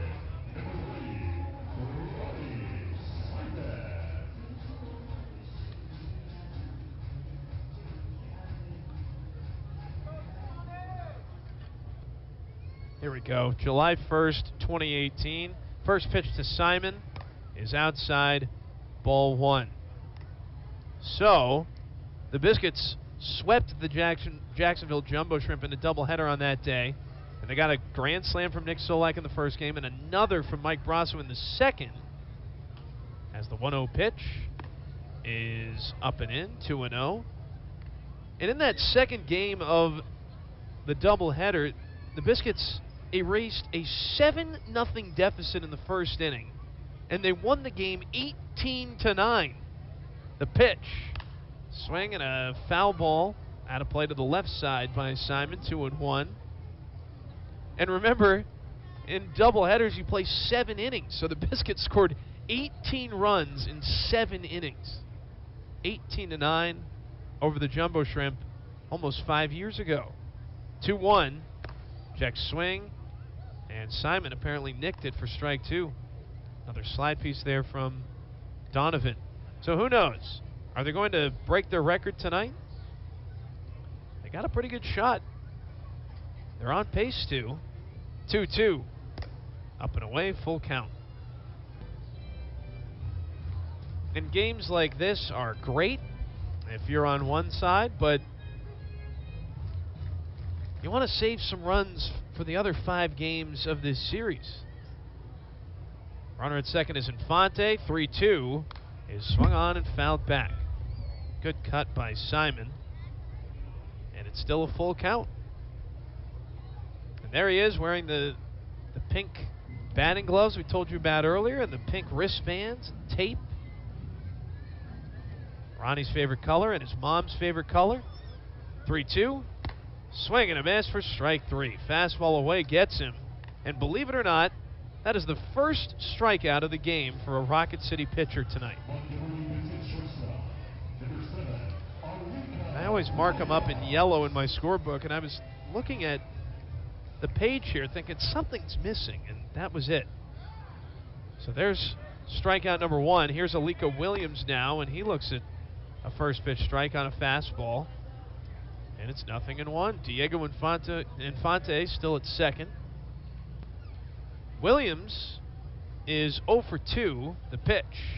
Swing, and he sends this one out in the air to center. Should be playable for Bryce Teodosio, and it is. At medium depth, he makes the catch. And uh-oh, what has happened to the Biscuits? They can't score all of a sudden. Inning not over, though. Tristan Peters is coming up. Peters has 3 plate appearances. He is 0 for 0 with an RBI, 2 runs scored, and a stolen base. A couple of walks. The pitch is on the outer rail, strike 1. Peters was activated off the injured list on Friday after missing over a month with an oblique injury. 0-1 pitch is cut on and missed, and now it's 0-2. Said his timing didn't feel right in the game against Biloxi on Friday, but on Sunday he said he felt much better. And he did go 2 for 3 in that game with an RBI single. 0-2 pitch, swing and a foul back into the net. He also scored a couple of runs, walked a couple of times. Tristan Peters had not been traded to the San Francisco Giants last year. There's a good chance the Biscuits would be playing him with the Shuckers. As that pitch is up and away, and now it's 1-2. But Peters was traded twice last year. Brewers to the Giants, and then Giants to the Rays. He was traded straight up for former Biscuit last season, Brett Wisely. 1-2. Swing and a miss. Fastball gets Peters, and for the first time tonight, the Biscuits go an inning without scratching across a run. They get the leadoff double from Diego Infante, though, but that's it. And Donovan strikes out 2, the first 2 strikeouts of this ball game for Biscuit batters. Let's go to the 5th. Biscuit still up big. It's 12-1. There are some experiences your child will never forget, like being the ASE honorary bat kid at an upcoming Montgomery Biscuits game. If your child is between 6 and 12 years old, register them now on the ASE Credit Union Facebook page. If chosen, your family will win 4 tickets to sit in the honorary bat kid seats. Your kiddo will get to throw the first pitch, yell "play ball," and take home a free bat kid t-shirt and gift bag. ASE Credit Union, your life, your goals, your ASE. Larry Puckett Chevrolet in Prattville is delivering huge discounts on select new vehicles at their Red Tag Sales event going on now. Visit LarryPuckett.com and click on Red Tag Sale and take advantage of all of the savings. Plus, all new Trax, Colorados, and Chevrolet HDs are arriving now. Call them today for details. Shop new vehicles and select pre-owned vehicles today. Visit Larry Puckett Chevrolet in Prattville or shop online at LarryPuckett.com. Larry Puckett Chevrolet, where the customers do the talking. Listen to Biscuits Baseball anywhere with the Sports Radio 740 app or sportsradio740.com.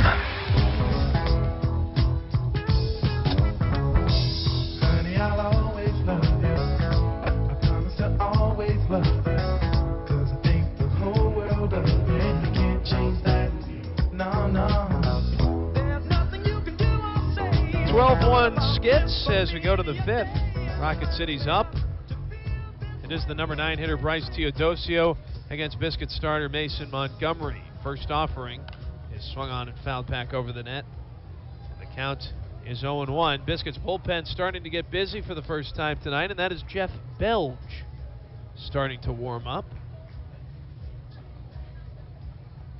Montgomery's been good as the 0-1 is swung on, and there's a slow roller hit to the shortstop, Alika Williams. He's quick to get rid of it after gloving.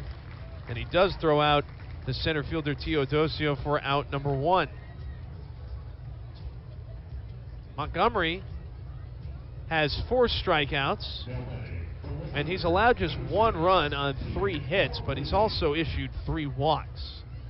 Still something the 22-year-old lefty is working on minimizing. And now here is David Calabrese. First pitch. Good slider, top of the zone, strike one. As we check in on the Southern League scoreboard. So you know it's a 12-1 game here. Biscuits in front of the top of the fifth with the bases empty and one away. 0-1.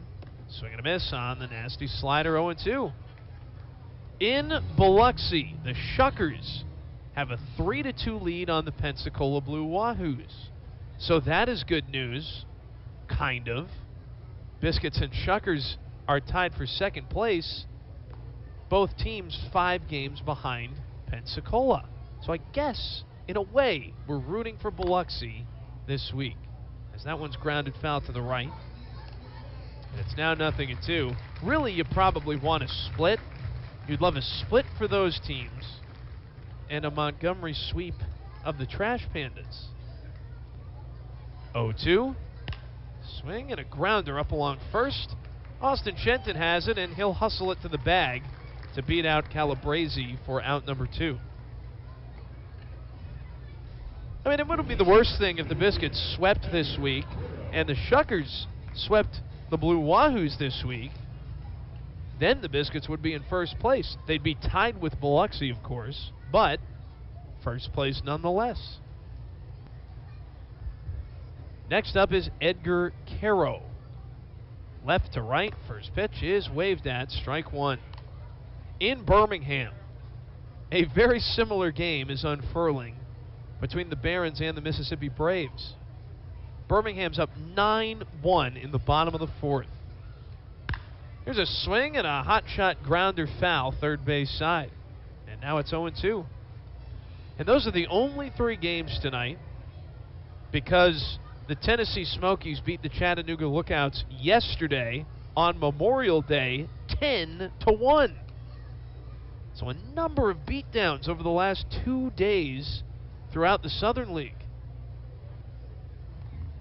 That's a 55-footer uncorked by Montgomery. He is 1 strike away from being eligible for the win here. He may get his first one of the season tonight. 1-2 pitch. Swing, and there's a liner into right, a base hit. Well, Diego Infante misplays it out there momentarily, but finally throws in.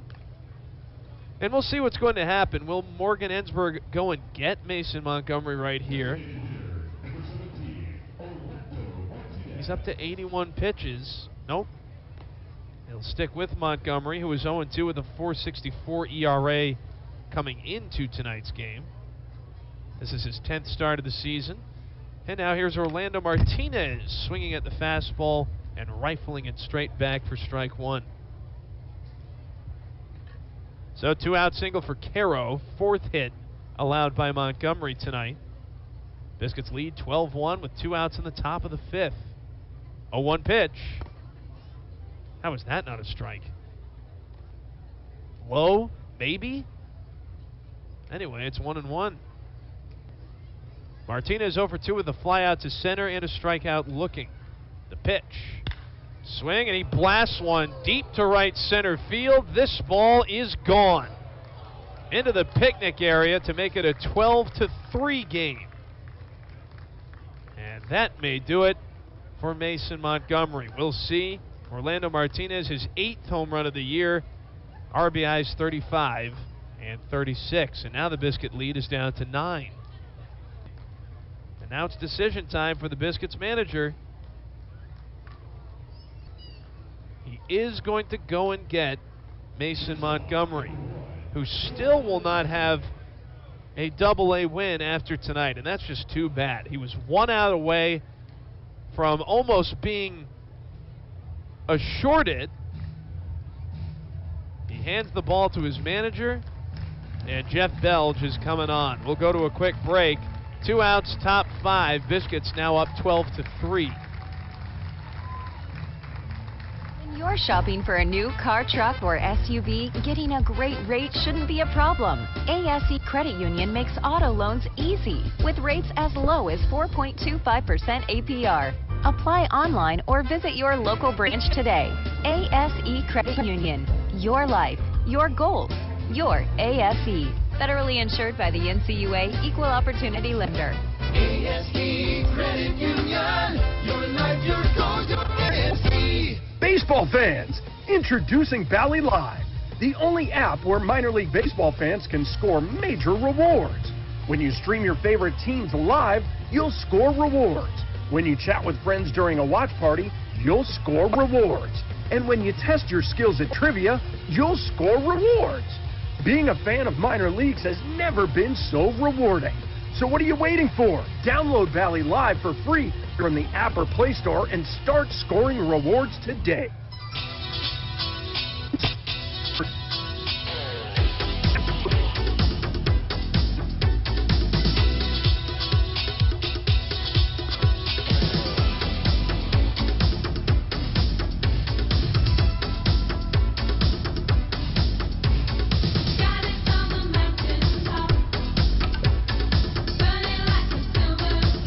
Well, Mason Montgomery just 1 out shy of being eligible for his first win of the season. He will hand the reins to Jeff Belge, though, after Orlando Martinez's 2-run homer. Belge, the lefty, will deal to Jeremiah Jackson, the right-hand hitting shortstop, fourth in the order, who takes strike one. Belge, 6'5", 225. He's a 25-year-old out of Syracuse, New York. The 0-1 is low. That one may have gotten Blake Evan Hunt in the hand. I think he's okay, though. 1 ball and 1 strike.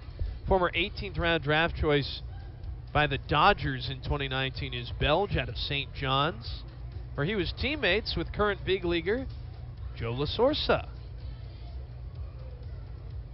Belge, though, 2-0 with a 363 earned run average, and this is his 16th appearance.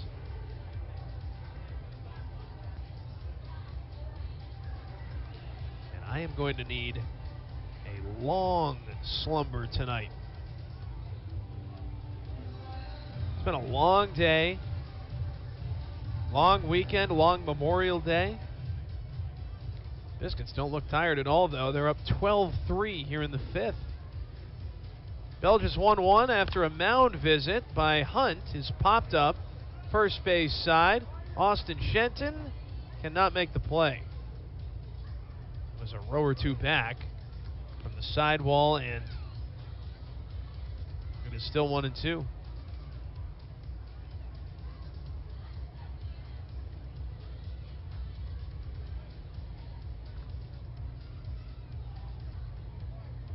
Nobody's on, by the way, and the 1-2 pitch is swung on and cracked out of play to the right, out onto Tallapoosa Street. Don't forget about Game 2 of this 6-game series. It'll be coming your way tomorrow. Anthony Molina will go for the Biscuits against TBD for the Trash Pandas. 6:35 tomorrow night. The pitch, swing and a miss. An excuse-me cut on an elevated fastball ends the top of the 5th inning and sends us to halftime here in Montgomery. 2-run home run by Orlando Martinez has pulled a couple runs back for the Trash Pandas, but it's still all Biscuits in this one. 12-3 as we go to the home half of the 5th. Have you ever noticed that when the afternoon light hits your floors, you can see everything, including dust? So much dust. And that floor dust gets kicked up into the air, compromising the quality of air you and your family breathe. Eesh. Swiffer Heavy Duty Sweeper is the fast and easy way to clean your floors, with ultra-thick pads that trap and lock dust before it gets in the air. Just a couple minutes a day, And dust is gone. Swiffer Heavy Duty Sweeper. Proud partner of the American Lung Association. Wendy's $3 breakfast deal is a bacon or sausage egg croissant plus small seasoned potatoes for $3. It's the breakfast that don't miss. So if you did miss Wendy's breakfast, don't imagine fresh cracked eggs, sizzling sausage, crispy bacon, and block out those hot, buttery, flaky croissants. Croissants don't really make a sound, but if they did, for a breakfast that don't miss, Wendy's is that breakfast. Choose wisely. Choose Wendy's $3 breakfast deal. Limited time only at participating U.S. Wendy's. Like to request $3 breakfast deal to obtain discount. Not valid for a la carte or combo orders. Montgomery Biscuits Baseball is brought to you by ASE Credit Union on Montgomery's Sports Radio 740 and sportsradio740.com. Come inside, take off your coat, I'll make you feel at home.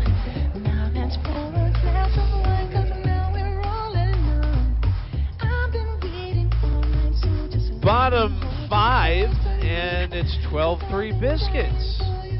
With the 4, 5, and 6 hitters coming up, it's Austin Shenton, Junior Caminero, and Mason Hour. And back to work goes Dakota Donovan, the side-armed righty who fires in strike one to the left-hand hitting first baseman Shenton. He's having a nice night, 2 for 2, a couple of singles, an RBI, 2 runs scored, and a walk. 0-1 is outside, and now it's a ball and a strike.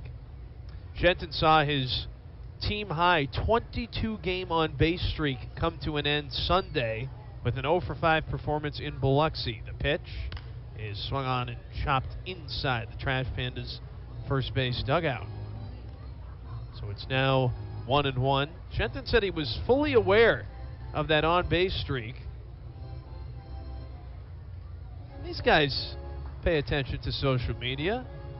They all follow the Biscuits on Instagram or Twitter, whatever you want there. Facebook. See, I can name some things. Pitch is a slider in. And now the count is 2-2.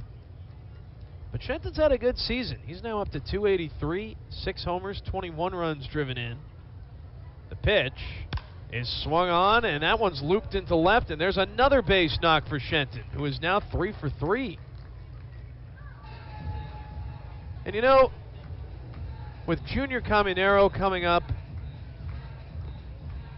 literally coming up to the plate right now, but what I meant was coming up to the Biscuits from High A Bowling Green, he will start to eat away at Shenton's playing time a little bit. You do hope Austin Shenton, who is 25 years old to Caminero's 19 years of age, will get a chance at AAA Durham at some point soon. As that pitch is low, ball 1 to Caminero. Austin Shenton deserves it. The only thing that has held him back over the last couple of years, injuries. So that one's inside. And it's 2-0. Pretty much broke his thumb after being traded from the Mariners to the Rays in 2021 when he was assigned to the Biscuits, when he was leading the minors in doubles. Pitch. Swinging a high bouncer, hits slowly to third. Charging is Kevin Maitan. He'll have to hurry, and he does throw out Caminero, who made the safe signal there as he sprinted down the first baseline, but the umpire, Caleb Martin, does not make the same signal. So Caminero is out on the 5-3 bounce out, but he still moves Shenton to second. Then in 2022, Shenton had a hip problem and a quad issue. He eventually got ankle surgery as well and had to shut down his season in June. And then in his third year in the Rays organization, he was assigned to the Biscuits yet again as Mason Hour climbs in and takes strike one. Shenton is a great guy. He's tried to keep a good attitude throughout all of this, as that one misses in. And it's now 1-1. But he really was on the fast track to the big leagues with the Seattle Mariners, and then a trade to the Rays meant a major detour for the third baseman. But again, he's finally healthy this year. He's having a terrific season, and you do hope at age 25 that he'll be given a shot at the next level at some point soon. The 1-1. Whoa, look out. Slider hit the knob of the bat and rolled over to the right. That is a strike to Hour, and it's now 1-2. Austin Shenton does not have much more to prove down here. 1-2. Chased for strike 3. Down and away. It's in the dirt, though, so the catcher, Edgar Caro, plucks it from the dirt and throws it down to first to get Hour. Grand slam in the first inning. He strikes out here in the 5th inning. And that is the second out for Logan Driscoll.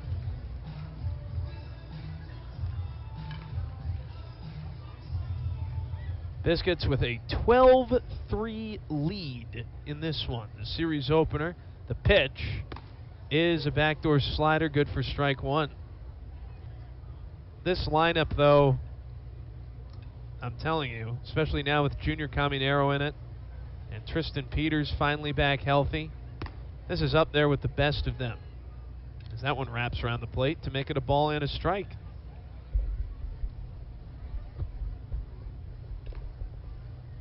And next week, the Biscuits will go down to Pensacola. The pitch. Swing and a broken bat flare out to right center. It's falling fast, but on the run making the catch is the right fielder, Aaron Whitefield.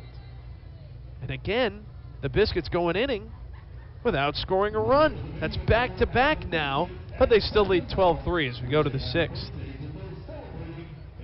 At Charmin, we heard you shouldn't talk about going to the bathroom in public, so we decided to sing about it. When you roll the Charmin Ultra Soft on the party, listen, small, so roll it back, everybody. Charmin's irresistibly soft and hella nice. The grip is always soft. It's our party wine. So what cheeks feel fine. So what? Everybody wanna touch the sky. Charmin Ultra Soft is irresistibly soft and more absorbent, so you can use less. Enjoy the go with Charmin. It's time to turn up your summertime fun with Twisted Tea Hard Iced Tea. Twisted Tea is a smooth, refreshing, real brewed tea with 5% alcohol. So whether you're camping, fishing, or at the beach with friends, don't forget to fill your cooler with those bright yellow cans. Twisted Tea Hard Iced Tea. Keep it twisted. Twisted Tea Brewing Company, Cincinnati, Ohio. Please drink responsibly.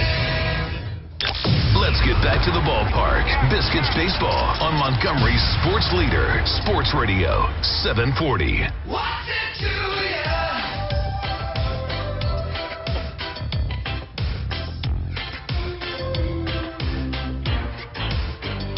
What's it to ya?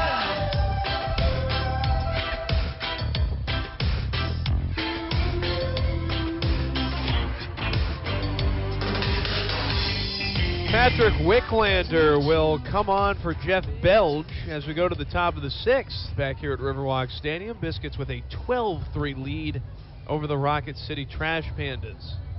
Wicklander, 6'1", 205, a 23-year-old out of San Jose, California, and a former 8th-round draft choice by the Rays in 2021 out of the University of Arkansas. So far, he's 1-0 with an ERA of 0 for the Biscuits. Has Tucker Flint stands in and takes ball 1 low. Wicklander made his Double-A debut last week against the Biloxi Shuckers on Wednesday night, went 3 2/3 scoreless innings out of the bullpen. 3 hits, 1 walk, 4 Ks as the 1-0 is swung on and drilled deep to right field, and now it's 12-4.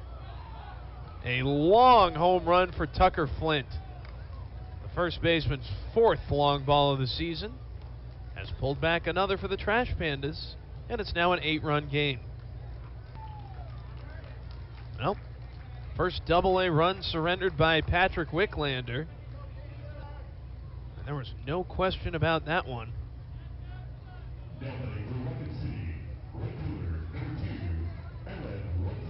Next up is Aaron Whitefield, and all of a sudden the Trash Pandas have ripped off 4 unanswered runs.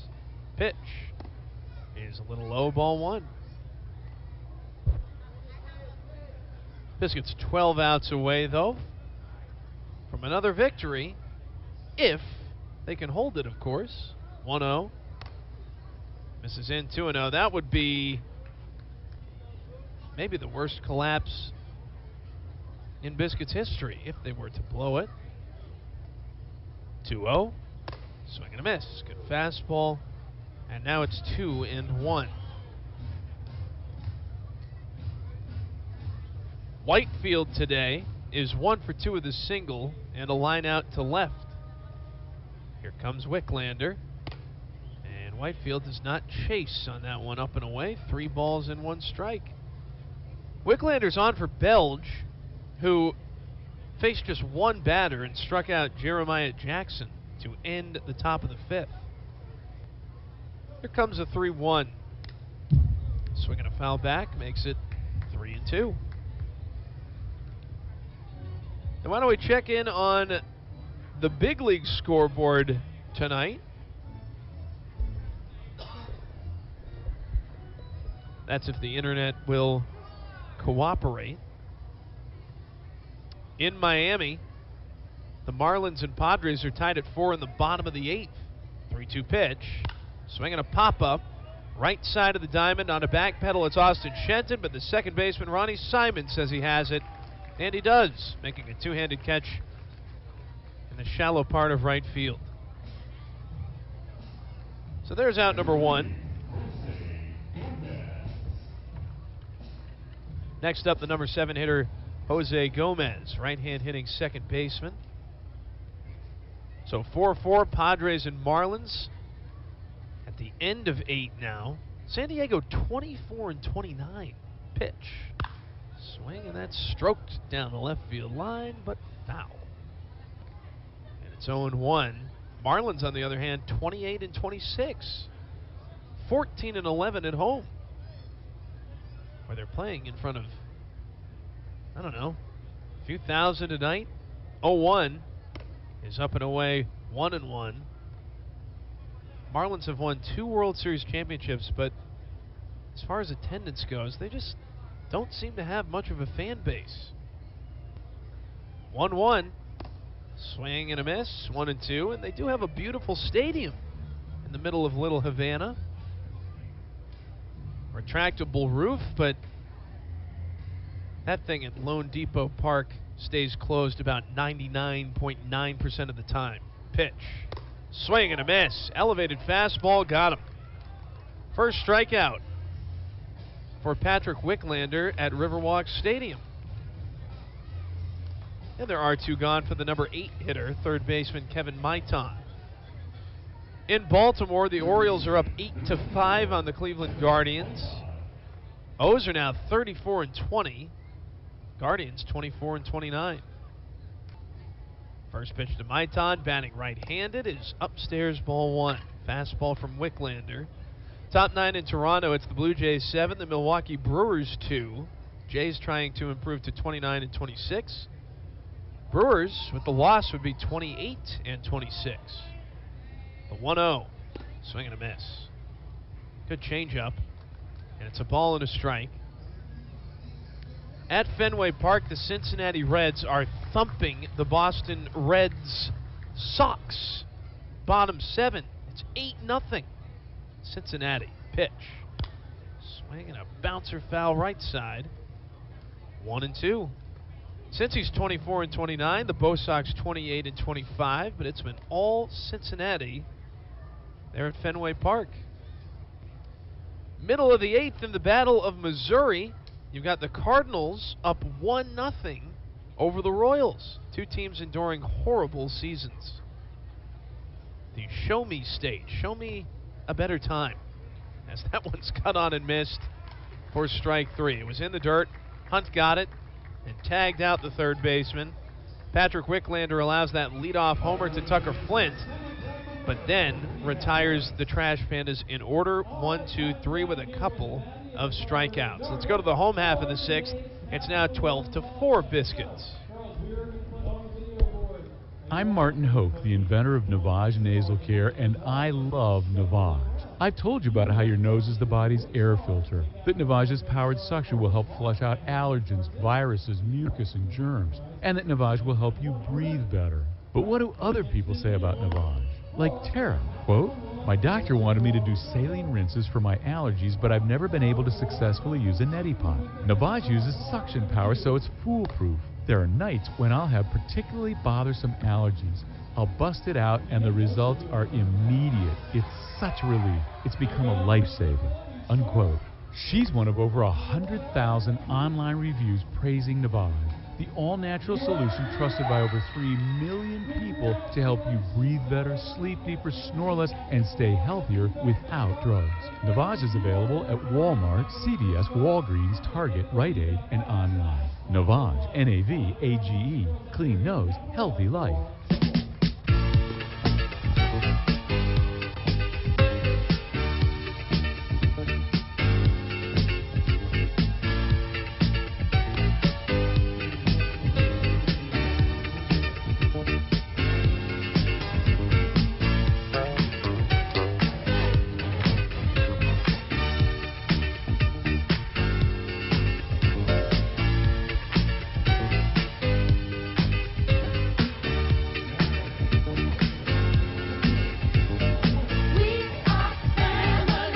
12-4 Biscuits as we welcome you back to Riverwalk Stadium for the bottom of the sixth.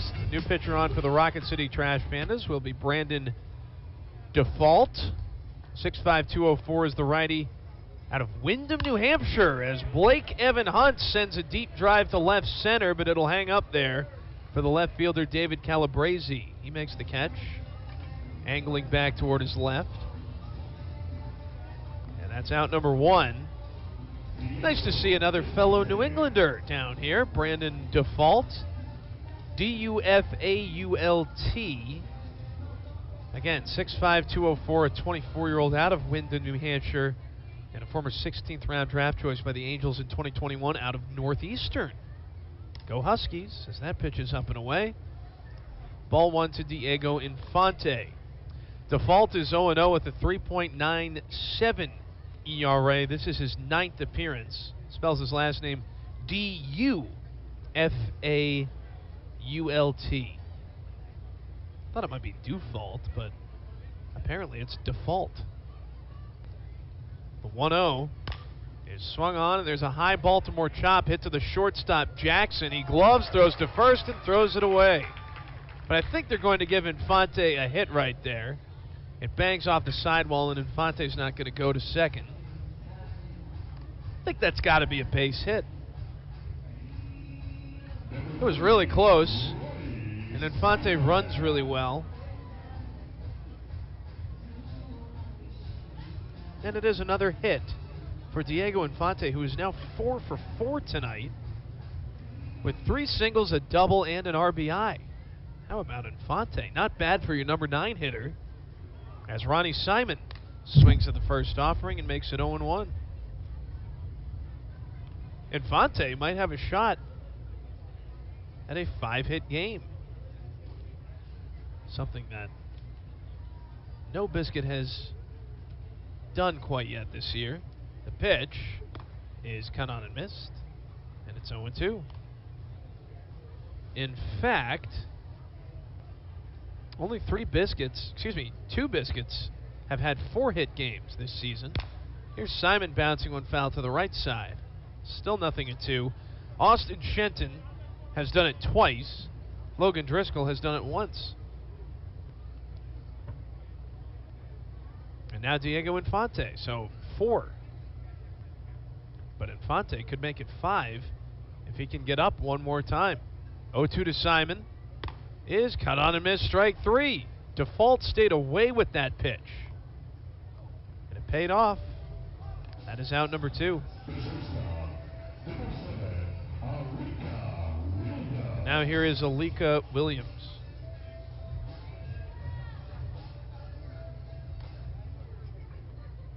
By the way, Default is out there for Dakota Donovan as Williams takes in on the wrist, ball 1. Donovan went 2 1/3 scoreless innings, allowed 2 hits, 1 walk, 3 strikeouts. And now the 1-0 delivery. That one catches the outside corner, fastball. And it's 1-1. Back to the big league scoreboard, though. At Wrigley Field in Chicago, the Tampa Bay Rays and Cubs are knotted at 1 in the bottom of the 6th. Shane McClanahan on the mound for the Rays there. The pitch, down and away, 2-1. Kyle Hendricks of Dartmouth is on the hill for the Cubs, who have just taken a 2-1 lead. And now the 2-1 pitch here. Outside, 3 balls and 1 strike. Nico Horner hit a first-inning home run off Shane McClanahan for the Cubs before Randy Arozarena tied the game with an RBI single in the 5th. 3-1. Swing, and Williams spanks it down the right field line, but it'll twist foul out of play. 3-2. And then Mike Tauchman, the former Yankee, just gave the Cubs a 2-1 lead with an RBI single. Rays are now 39-17. The Cubs 23-30. Now the pitch. Outside corner, called strike 3. Williams thought it was ball 4. shoveled the bat out of the way, and the elbow guard spun around and realized he was the final out here in the 6th inning. And the Biscuits do not score for a 3rd consecutive frame. We go to the 7th. They're still up 12-4 on the Trash Pandas. Baseball fans, introducing Bally Live, the only app where minor league baseball fans can score major rewards. When you stream your favorite teams live, you'll score rewards. When you chat with friends during a watch party, you'll score rewards. And when you test your skills at trivia, you'll score rewards. Being a fan of minor leagues has never been so rewarding.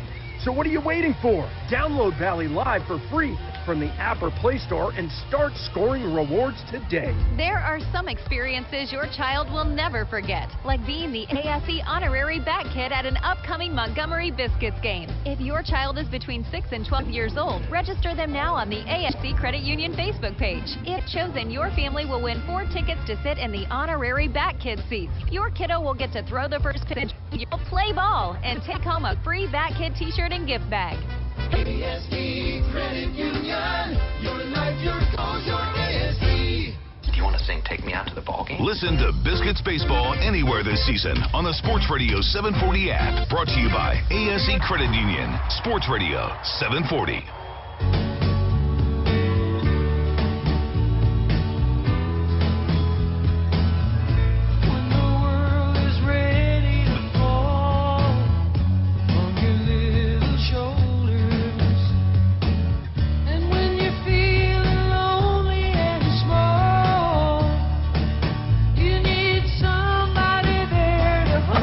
Top of the 7th, 12-4 Biscuits. And the Trash Pandas center fielder Bryce Teodosio coming up against the lefty Patrick Wicklander, whose first pitch is popped up.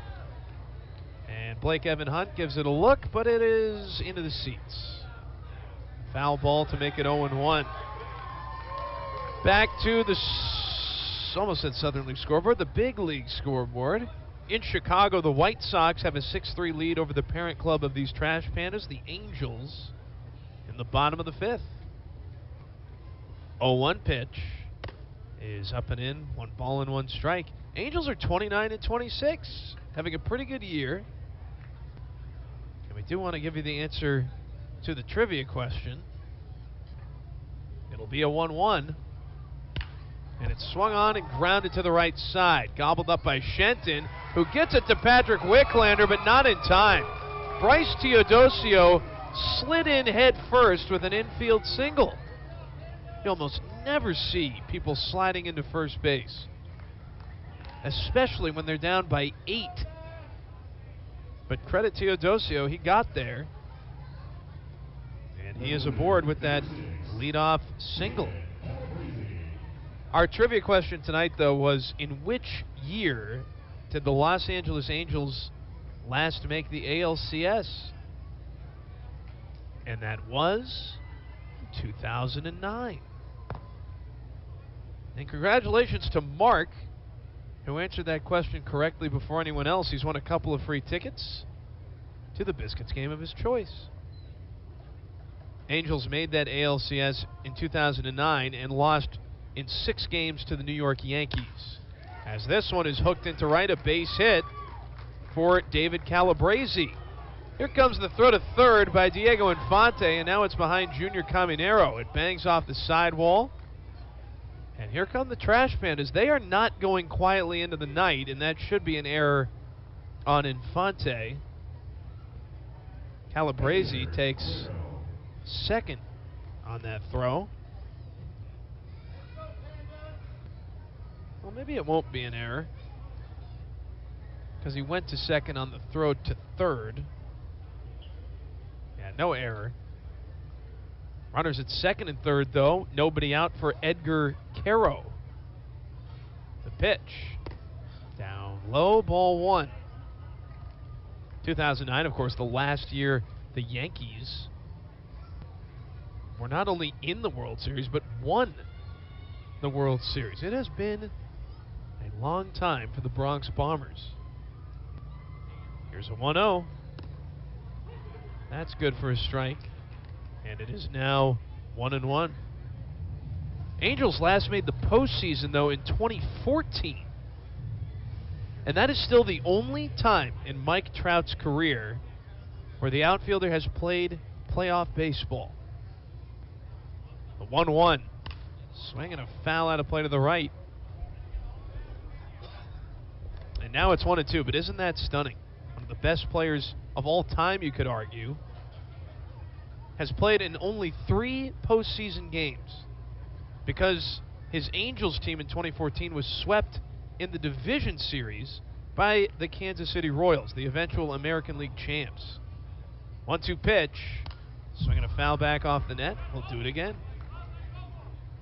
And in that series, Mike Trout went just 1 for 12 with a home run. He hit .083 in the playoffs and is an .083 postseason hitter. It has been almost a decade since that series. And now Hunt wants to go out and talk to Patrick Wicklander. But who knows? Maybe the Angels will finally get back to the postseason this year. Pretty sure Major League Baseball would love nothing more, because then you get to showcase Trout, but you also get to showcase Ohtani. And if you're the Angels, you're thinking, all right, well, if we make it, we might have a chance to keep Ohtani. If we don't, well, he might be as good as gone. Next pitch. That's high, 2-2. And oh yes, Shohei Ohtani will be a free agent after this season. 2-2. Down low, full count.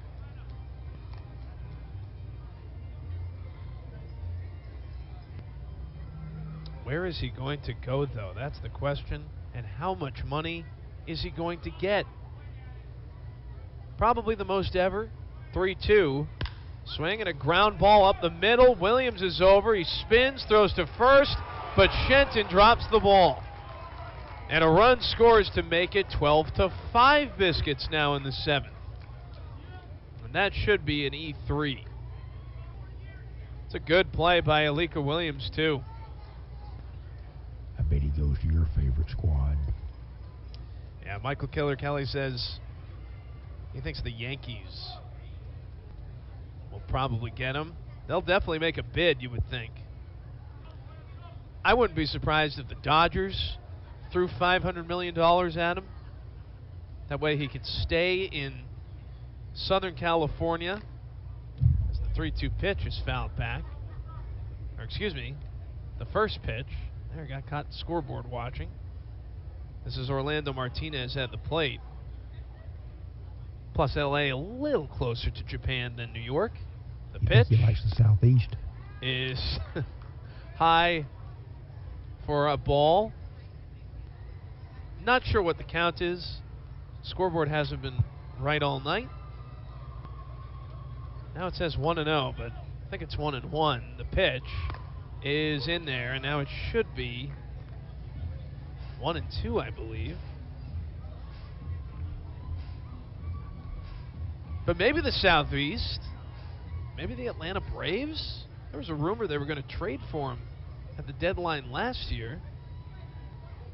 The pitch is low. All right. Should be 2 balls and 2 strikes to Orlando Martinez. I believe that's what home plate umpire and crew chief Steve Hodgins just indicated. That offering is swung on and grounded into right, a base hit. Run scores from third. That's Calabrese, and now it's 12-6 Biscuits. Oh boy. RBI single Orlando Martinez. The Trash Pandas are far from done. Steve Merriman, Biscuits pitching coach, is going to go out and talk it over with Patrick Wicklander. I'm not a betting man, but if I were a betting man, I would say Shohei Ohtani will leave the Angels after this season.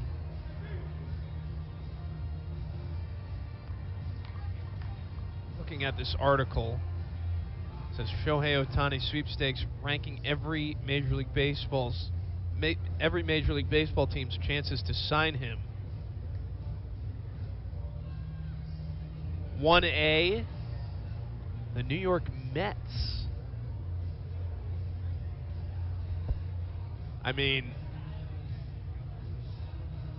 their owner has endless coffers, so you could see it. That's Steve Cohen, of course. 1B, the LA Dodgers. Third on that list, the San Diego Padres, who also have seemingly endless pockets. And then fourth, the Yankees. Fifth, the Giants. Sixth, the Red Sox. Seventh, the Rangers. Eighth, the Cubs. Mound meeting over. Here's Jeremiah Jackson. First pitch to him is chopped to the left side, and that is into left for a base hit.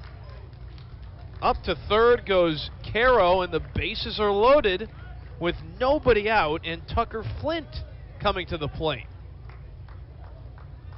Well, buckle up.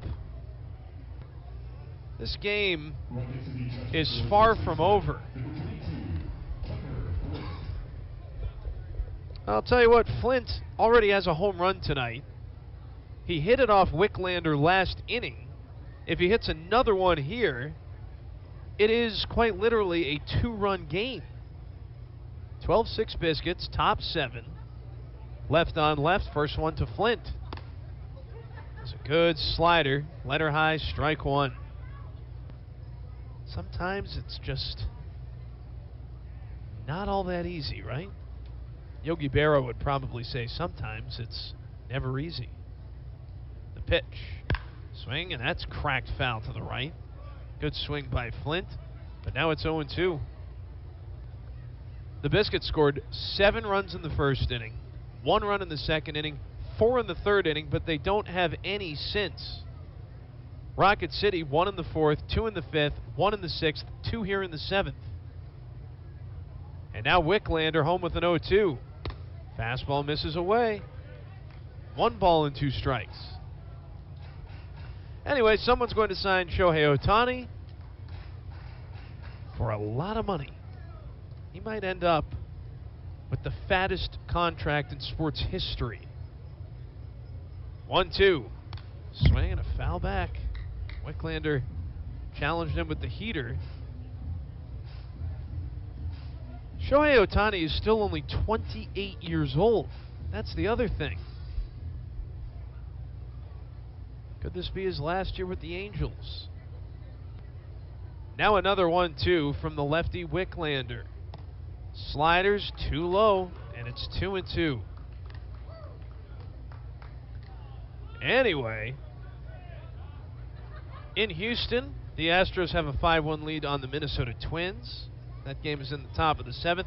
How about Royce Lewis yesterday, hitting his first home run of the season? 2-2 pitch. Swinging a foul back off the top of the net. Slider that time from Wicklander.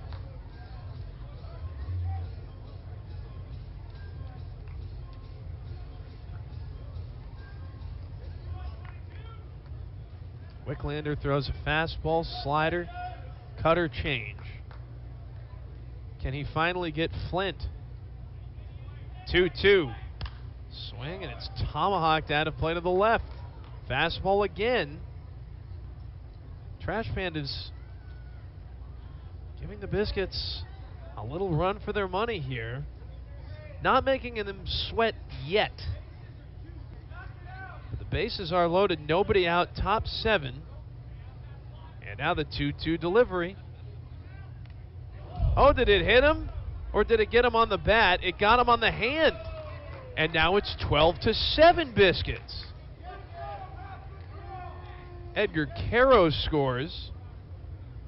And the rest of the Trash Pandas move up 90 feet as well. Well, this is not good. The first 6 batters of this 7th inning have now reached. Now this is starting to feel a little bit like the Miami-Boston series that wrapped up last night. Heat looked like they were going to sweep, and then all of a sudden the Celtics came back, forced a Game 7, only to lose in a blowout at home. Here's Aaron Whitefield, and he takes high ball 1 from Patrick Wicklander. I am so proud of that Miami Heat team, though, for real. Just the second 8 seed to make the NBA Finals. The 1-0. That's high 2-0. And I thought they were going to lose last night. I thought Boston just had too much momentum. But we have to stop doubting the Heat. They have proved everyone, and I mean everyone, wrong. 2-0. Down and in, ball 3. Oh, boy. Well, if Wicklander walks Whitefield, that would bring the tying run to the plate in the form of Jose Gomez. Biscuits led 12-0 going into the 4th. Now it's 12-7. The 3-0 pitch. Whitefield takes all the way, and it's low, ball 4. And now it is a 4-run game at 12-8. This time Martinez scores. The Biscuits are now flirting with disaster. This is not a game you can lose. Jose Gomez is up, representing the tying run with the bases loaded and nobody out still. The pitch is in there, strike 1. And now Graham Stinson is starting to get loose in the Biscuits' pen. Another lefty. Gomez is the 8th batter of this inning. The 0-1, swinging a high fly ball to deep center. Back goes Auer onto the track. He reaches up and makes the catch and then throws it in, but now it's a 3-run game as Jeremiah Jackson scores from third. Sac fly Jose Gomez. Biscuits finally have an out against the Trash Pandas here in the top of the 7th. But now it is 12-9. And Mason Auer almost misplayed it. That was a good play, though. Oh, man. Well, we know the Rays have bullpen issues, but so do the Biscuits. And now it's Kevin Maitan representing the tying run. Runners at 2nd and 3rd, and that pitch is high, ball 1. It's now 9:03 here in the capital city. Maitan is 1 for 3 with a double. Batting right-handed, he waits. And that one misses up and away, 2-0. For just the briefest of moments, I thought Jose Gomez had tied this game with a grand slam. He nearly did. 400 to straightaway center here at Riverwalk Stadium. He hit it about 396. 2-0 pitch is high, 3-0. And Patrick Wicklander just doesn't have it tonight. 12-9 with first base open. The 3-0 pitch. High, ball 4. My goodness. And now the Trash Pandas have batted around in this game.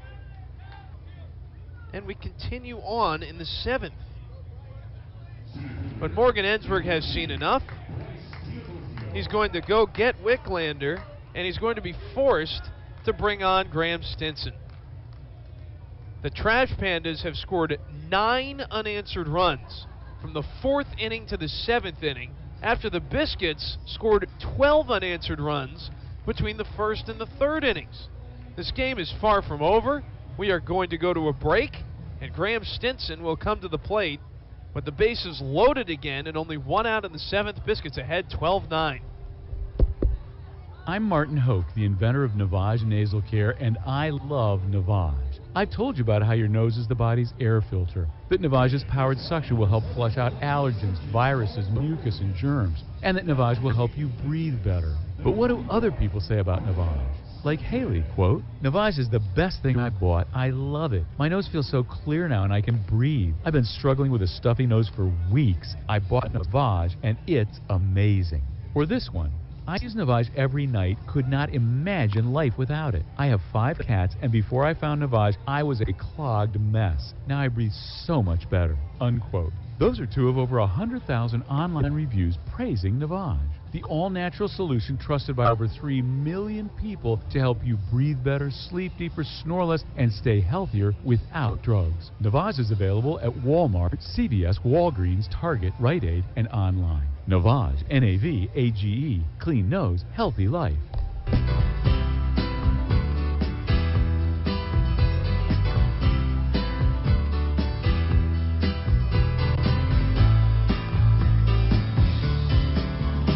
It is the year of the cat, 2023. I don't actually think it's the year of the cat, but this is the name of that song. Biscuits need Graham Stinson to get them out of this mess. The lefty comes on with the bases loaded, 1 out in the top of the 7th. The Biscuits' 12-0 lead is now 12-9. And the batter is Bryce Teodosio, the right-hand hitting center fielder, who is 9th in the order. This is his 2nd at-bat of the inning. Left on right, Stinson's first pitch is cut on and missed. Good slider. That tied up Teodosio, and it is 0-1. Stinson is 6'5", 250. He's a 25-year-old out of Atlanta, Georgia, and a former 4th-round draft choice in 2019 by the Rays out of Duke University. He's coming home with an 0-1. And there's another swing and a miss on another dirty slider, almost in the same spot, low and inside. Stinson is 1-2 for the Biscuits this year with an ERA of 5.4, and this is his 8th appearance. Runner at first is Maiton, runner at second Whitefield, runner at third Flint. Biscuits trying to avoid an epic meltdown right here in the 7th inning. Can Stinson get Teodosio? Here comes his 0-2 pitch. He goes with it again, and it's slapped deep to right. Back goes Infante, and he can't make the catch. It's down for a hit. In to score 1 is Flint. Trying to score is Whitefield, and now it's a 1-run game at 12-11. An RBI double by Bryce Teodosio. To third goes Maiton, and the Rocket City Trash Pandas have almost come all the way back. This is unbelievable. Tough play for Diego Infante out there, ranging back quickly to his left, but he just couldn't get it as it took him onto the warning track. So here we go. A base hit will give Rocket City the lead. It's David Calabrese. He grounds one off the end of the bat to the shortstop, Alika Williams, whose only play is to first, but he looks back Maiton at third and keeps this a 12-11 game. That is out number 2. Oh, boy. And now it's Edgar Caro. Caro is the 12th batter of this inning. Rocket City has scored 7 runs in this frame alone. Left on right. This pitch finds the outer edge, strike 1 from Stinson. Both teams now have 11 hits. Biscuits scored 12 unanswered to begin this game. Rocket City has answered with 11 unanswered. 0-1. Backdoor slider makes it 0-2. Is Stinson going to get out of it? Teodosio at second, Maiton at third. And now the 0-2 pitch to Edgar Caro. Swing and a foul tip.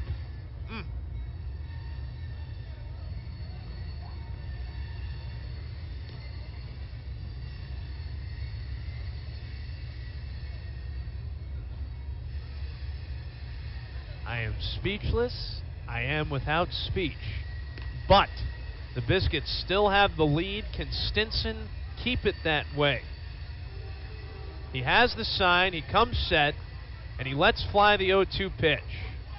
Swing and a ground ball, base hit in the left. The Trash Pandas have tied it. Teodosio's coming home, and now they lead it. Unbelievable. It's 13-12, Rocket City here in the 7th. A 9-run 7th inning. Edgar Caro with the go-ahead 2-run single, and the Biscuits now trail it. Stunning.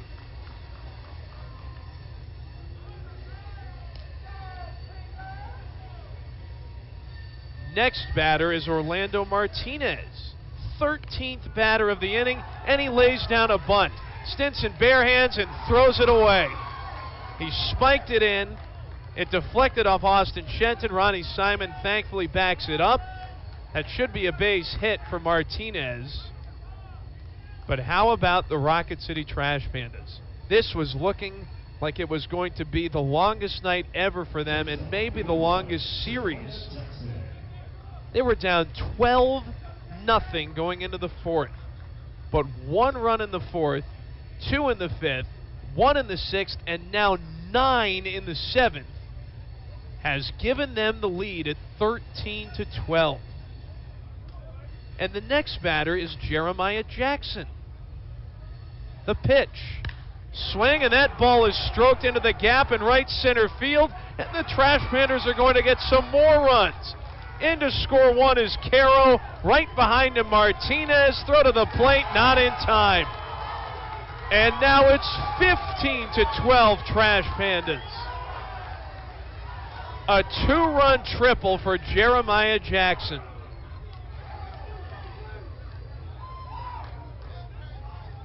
The 14th batter of the inning. I have never seen anything like it.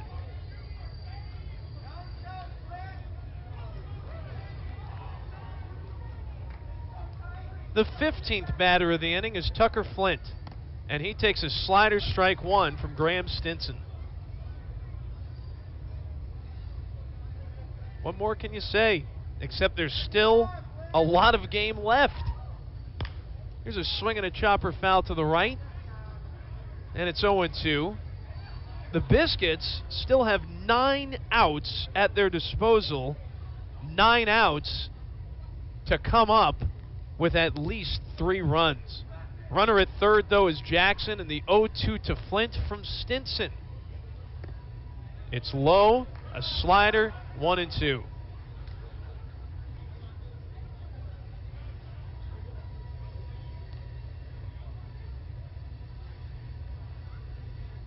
Now the set, and now the 1-2 pitch.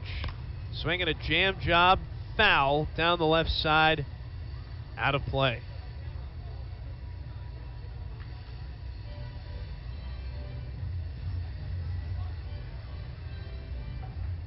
Rocket City has scored 11 runs in this 7th.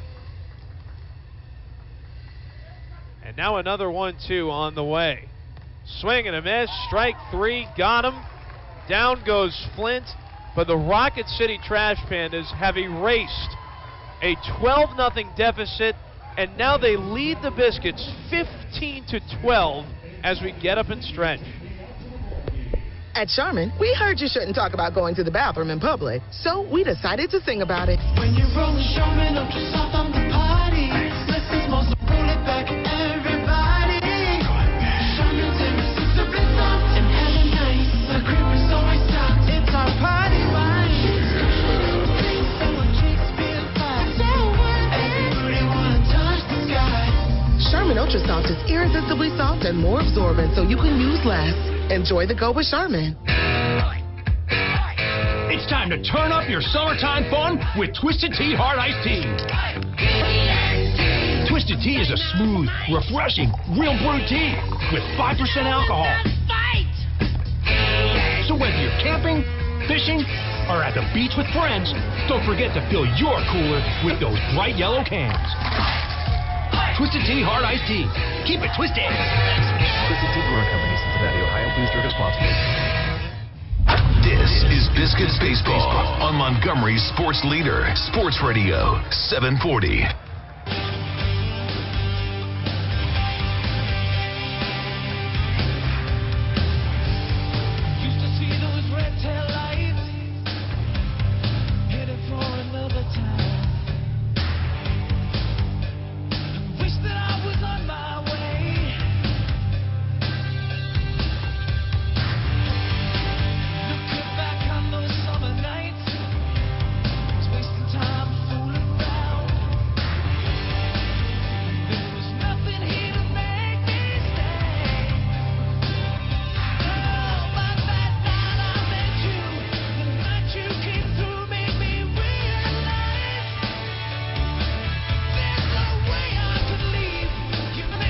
We go to the bottom of the 7th. Biscuits now down 15-12 as Tristan Peters, the number 3 hitter, climbs in and looks at strike 1 from the new pitcher on for Rocket City. We'll find out who that is as he misfires that one, and it's now 1-1. I think it's Colton Ingram, who is out of Hampton, Georgia, a 26-year-old, 5'9", 180. 1-1 is in the dirt. It's now 2-1. So the bad news is the Biscuits have coughed up a 12-0 lead. And they now trail 15-12. The good news is it's only the bottom of the 7th. 2-1. Look out. Up and in 3-1. And who's to say the Biscuits can't erase a 3-run deficit? This is already tied for the highest scoring game in Biscuits history. 27 runs. The pitch, swinging a foul back, 3-2. So one more run, and we will see history, and we've already seen plenty of it here tonight. I don't think it's anywhere in the media guide, but I'm fairly confident in saying that this is the largest blown lead in Biscuits history. 3-2 pitch is swung on and skied down the right field line, and that is going to get on the lawn. Foul ball. Still 3-2. It really defies belief, though. Biscuits were up 12-0 going into the 4th. It's now the 7th. They're down 15-12. 3-2. There's a check swing foul. Look out off the window to our right.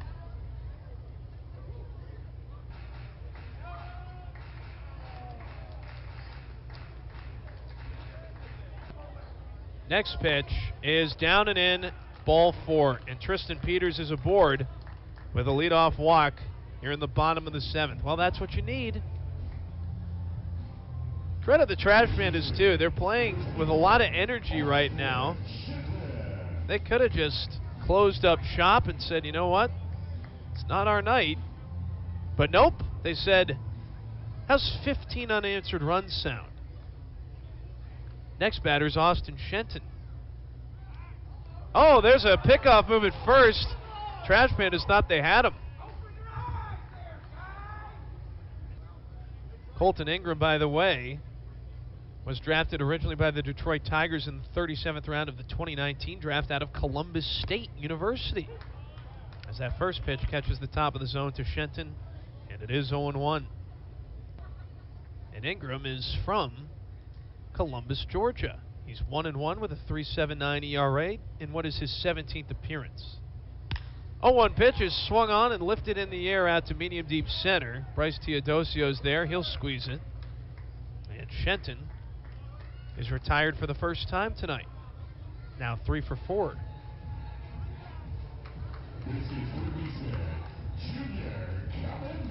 And now here is Junior Caminero. And what is going to go down, regardless of how this thing finishes, as an unforgettable Double-A debut for a host of reasons. Left to right, first offering is caught on and missed, and it's 0-1. Caminero is 1 for 4 with an RBI single back in the 3rd. He gave the Biscuits an 11-0 lead. And it looked like the Biscuits were just going to coast. The pitch, swing and a miss, and it's 0-2. But it's almost like they fell asleep at the wheel. Rocket City, 1 run in the 4th, 2 in the 5th, 1 in the 6th, and then 11 here in the 7th. Biscuits trail 15-12. Tristan Peters at first, 1 out. And now the 0-2 to Caminero. Look out. It's bounced in. What a play, though, by Edgar Caro, the catcher. A slick backhand. Should we give you some more big league scores? Braves lead the A's 1-0 in Oakland. A's beat the Braves last night for their 11th win of the season as the 1-2 pitch is swung on and fouled back over the net. We'll do it again. I knew you was going to say that. Killer knew I was going to say it. That's all right. It's a bad team in Oakland. That is not a good team in Oakland. You are correct about that. They are 11-45. 1-2 pitch. Swing, and that's skied the other way and out of play. But the Braves are up 1-0 in the top of the 3rd. Zach Gallen is on the mound for the Diamondbacks, who lead the Colorado Rockies 3-0 in the desert. That game's in the top of the 3rd. End of 2 in Seattle. Yankees are up 3-0 on the M's. The pitch. High and away, 2-2. Pirates and Giants are all square at 1. In the top of the 3rd in San Francisco. Bottom 1 in L.A., Dodgers and Nationals are scoreless. And it just went final in Miami. The San Diego Padres beat the Marlins 9-4 at Lone Depot Park. Rangers beat the Tigers 10-6 in Detroit. 2-2 pitch. Swing, and that one's taken the other way. Slicing foul off the sidewall as the right fielder Aaron Whitefield jumps over the sidewall, but does not make the catch. Orioles ended up beating the Guardians 8-5. Blue Jays a 7-2 victory over the Brewers. Cardinals hung on to beat the Royals 2-1, and the Mets blanked the Phillies 2-0. Mets are now 28-27. And now another 2-2 pitch to Junior Caminero. Swinging a high fly ball out to straightaway center. This is playable for Teodosio again. He's under it. He puts it in his back pocket. And that's out number 2.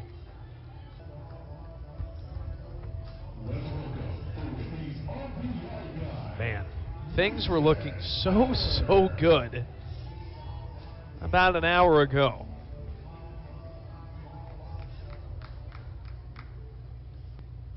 Here's Mason Hour. Biscuits down 3. And there's a throw to first. Hour hit a grand slam in the first inning, part of a 7-run frame. We thought that was a lot. We didn't see Rocket City's 7th inning coming, though. The pitch is cut on and missed. A half swing. I mean, this may go down as one of the most unforgettable games in Biscuits history. The 0-1, swing and a miss, makes it 0-2. Again, a 12-0 lead going into the 4th. A 12-1 lead going into the 5th, a 12-3 lead going into the 6th, a 12-4 lead going into the 7th. As Hours strikes out on a changeup on the lower outside corner. That will end the 7th, and we go to the 8th. Biscuits now down 15-12 to the Trash Pandas. At Charmin, we heard you shouldn't talk about going to the bathroom in public, so we decided to sing about it. When you roll the Charmin up to soft on the party, listen, supposed to roll it back, everybody. Charmin's irresistibly soft and heaven nice. The grip is always soft. It's our party wine. Everybody wanna touch the sky. Charmin Ultra Soft is irresistibly soft and more absorbent, so you can use less. Enjoy the go with Charmin. It's time to turn up your summertime fun with Twisted Tea Hard Iced Tea. Twisted Tea is a smooth, refreshing, real brewed tea with 5% alcohol. So whether you're camping, fishing, or at the beach with friends, don't forget to fill your cooler with those bright yellow cans. Twisted Tea Hard Iced Tea. Keep it twisted. Twisted Tea Brewing Company, Cincinnati, Ohio. Please drink responsibly.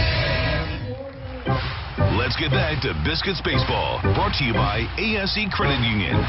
This is Montgomery's sports leader, Sports Radio 740.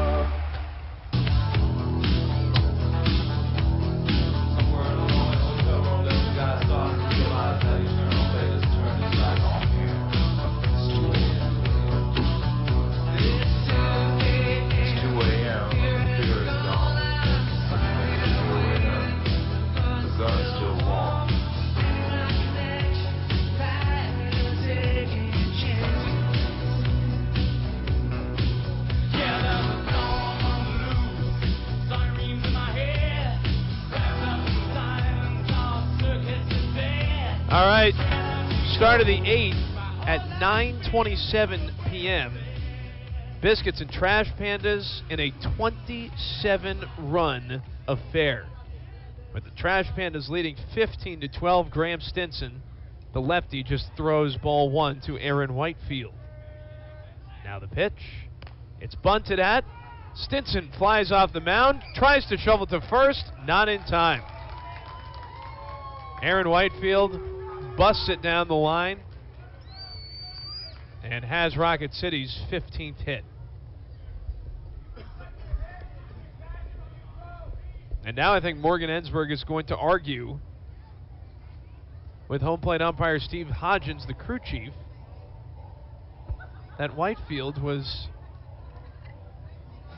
out of the baseline or interfered with Austin Shenton's ability to catch that ball cleanly.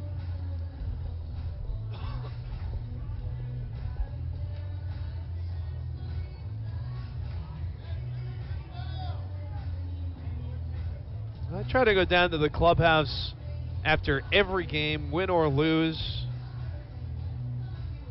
I don't know what the vibe is going to be like down there after this one, especially if the Biscuits do not come back.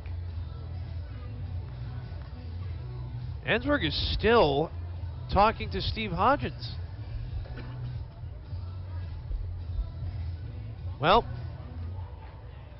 he's on his way back to the dugout, but Ensberg's not done yet.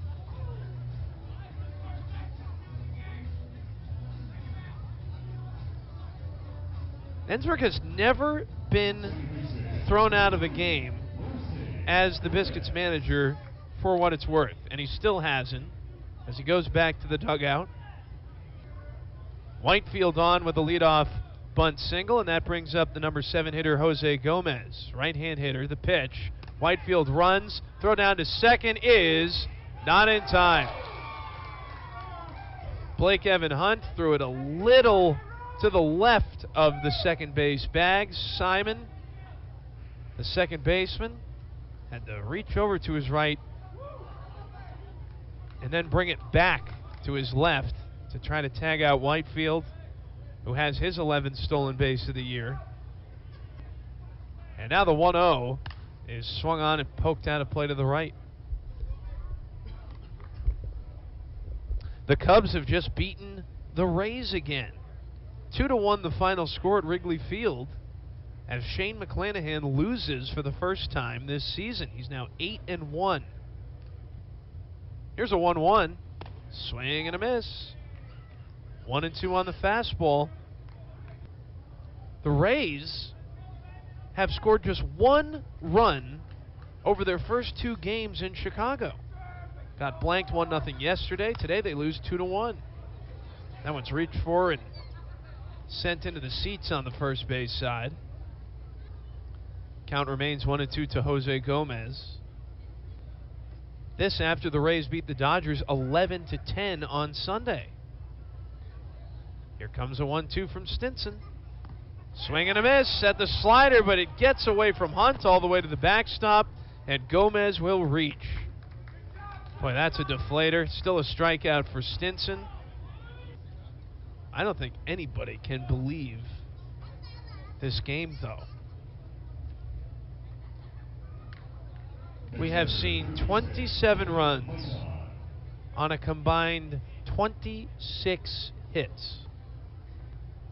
We've seen a 7-run inning and an 11-run inning. Kevin Maitan's the next batter. Left against right, the pitch is too high, ball 1. And now more action in the Biscuits bullpen. They're cornered up as this offering sails high as well. 2 balls and no strikes. 12-0 after 3. It's now 15-12 after 7. The pitch. High, 3-0.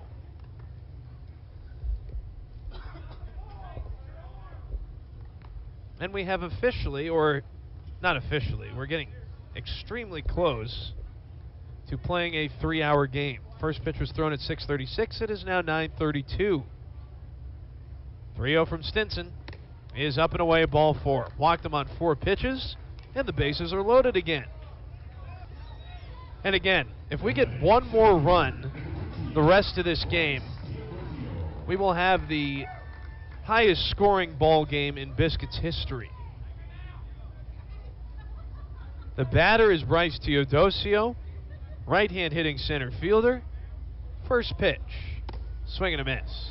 Fastball, 0-1.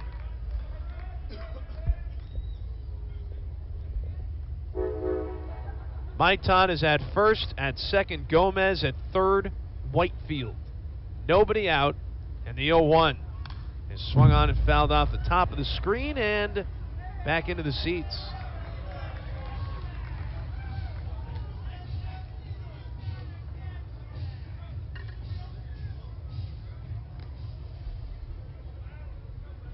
Stinson readies, and here comes his 0-2. Swinging a foul off the foot of the center fielder, Teodosio. Well, might be time for a little this day in Biscuits history. Maybe after this 0-2. Swing and a comebacker speared by Stinson. He goes to home for 1. On to first with it. Hunt for a double play.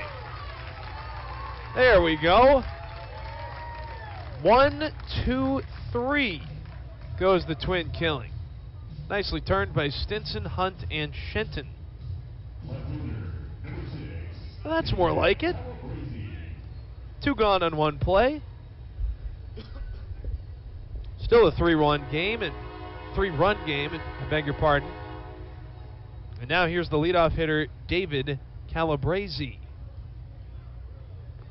Left against left. First pitch is swung on and hit in the air to fairly deep right center, but it'll hang up there for Diego Infante. He puts the squeeze on it, does the right fielder, and it is a shutout inning for Graham Stinson, despite loading the bases with nobody out. So hopefully a little bit of a momentum swing as we go to the bottom of the 8th. Biscuits still down 15-12. For the early to rise road trippers, the late night truck drivers, or even the bucket list checking baseball fans, your Wyndham is waiting, no matter who you are, where you're going, or why.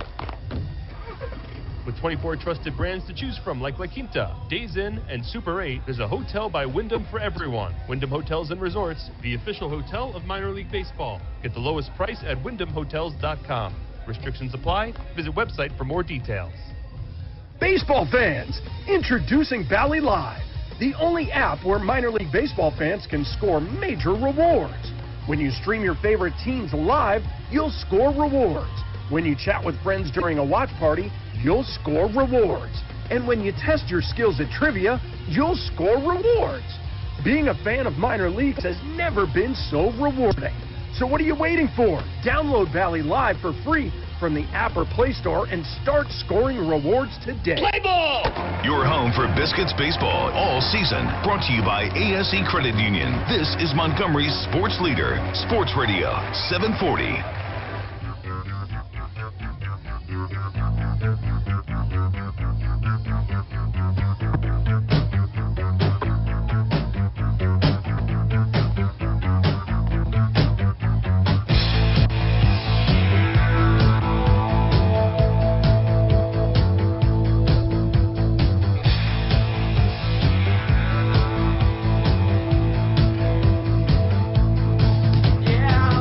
game is not over yet. We're going to the bottom of the 8th. Biscuits down 15-12. Still more than enough time to tie this thing. It'll be Logan Driscoll, the number 7 hitter, to lead it off against the lefty Colton Ingram, who drops a bender in there for strike 1. Someone in the Biscuits dugout didn't think so and let Steve Hodgins hear about it. The 0-1 is swung on and lifted the other way. That'll twist out of play, though. And now it's 0-2 to Logan Driscoll. Driscoll brought home the Biscuits' most recent run, their 12th of the game. That made it 12-0 in the bottom of the 3rd. His bases loaded hit by pitch. And now the 0-2 is swung on and popped the other way again. That, too, will get into the seats.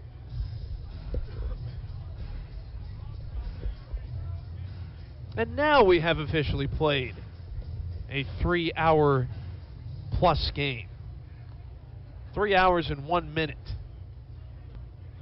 0-2 is swung on and spanked to the left again. Fastball that time from Colton Ingram. So yeah, it might be time for the Gilligan song. Soon Killer. It'll be an 0-2. It's on the way. Swing and a miss. Slider got him. Good pitch by Ingram. And Logan Driscoll is the first out here in the home half of the 8th.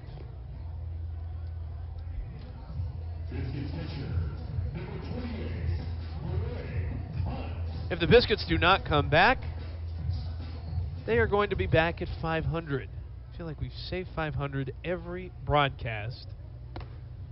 This one is cut on and missed, and it's 0-1. And for a little while tonight, it felt like the Biscuits were ahead by 500 runs. But not anymore. Pitch. Swinging a foul back, and it's 0-2. It would be something, though, if the Biscuits can turn the tables on the Trash Pandas. Stranger things have happened. The pitch. Swing and a miss. Fastball gets Hunt. Ingram elevated it. He now has 3 straight strikeouts. And now here's Diego Infante trying to become the first Biscuit this season to record 5 hits in one game. He is 4 for 4 with an RBI single in the first, a single in the third, a double in the fourth, and another single in the 6th. Can he do it? Left on right. First pitch is a backdoor hook in there for strike 1. We are in the bottom of the 8th. Nobody on, 2 outs, 15-12 Rocket City. The 0-1. Swing and a miss. Change up away, and it's 0-2. And now Nelson Alvarez is starting to get loose in the Biscuits bullpen. 0-2. Swing, and that's smoked into left, and it is a 5-hit game for Diego Infante. 5 for 5 is the right fielder. 4 singles and a double. And as Larry David would say, pretty good. 5 for 5. And now here's Ronnie Simon, batting right-handed. The leadoff hitter takes high ball 1 from Colton Ingram. Can the Biscuits get back in this thing? The 1-0 turns into a throw over to first. It would be something, huh? The Biscuits blow a 12-0 lead, come back again and win it somehow, maybe on a walk-off. Let's put that into the universe as the 1-0 pitch is high, 2-0. I could see it. It still doesn't excuse blowing a 12-0 advantage, but I'm sure the Biscuits and the coaching staff would sleep a lot better tonight. 2-0 is low, 3-0. And who knows, they may get something going here. 3-0 pitch. Simon takes inside ball 4. And now the tying run will come to the plate for the Biscuits in the form of Alika Williams. Infante goes to second as Simon takes first.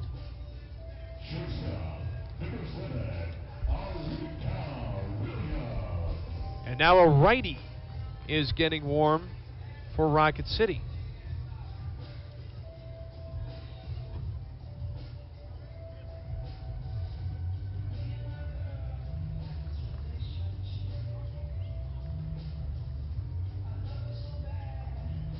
Remember, last year the Rocket City Trash Pandas finished with the best record in the Southern League. They were 81-57. But they lost in the first round of the playoffs 2-1 to the Tennessee Smokies, winning the first one in Kodak and losing the last two at home.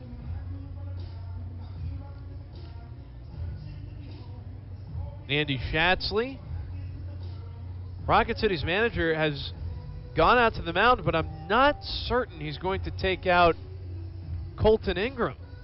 I think he's just having a conversation with the infielders saying, okay, we did not score 15 unanswered runs and erase a 12-0 deficit for nothing. Well, after a long conversation, he does take the ball from Colton Ingram, and so that right-hander who is loosening will come into the game, and we'll tell you who that is when we come back. But don't go anywhere. The Biscuits are down 15-12, but they'll have the tying run coming to the plate in the form of Alika Williams. A 3-run homer could tie it at 15. You're listening to the Biscuits Radio Network. Whether you own a local business or a global one, you know that these days, generating growth is a challenge. By teaming with Bank of America, you'll not just stay ahead of the curve, you'll move it. With access to experts, award-winning insights, and business solutions so powerful, you'll make every move matter, locally and globally.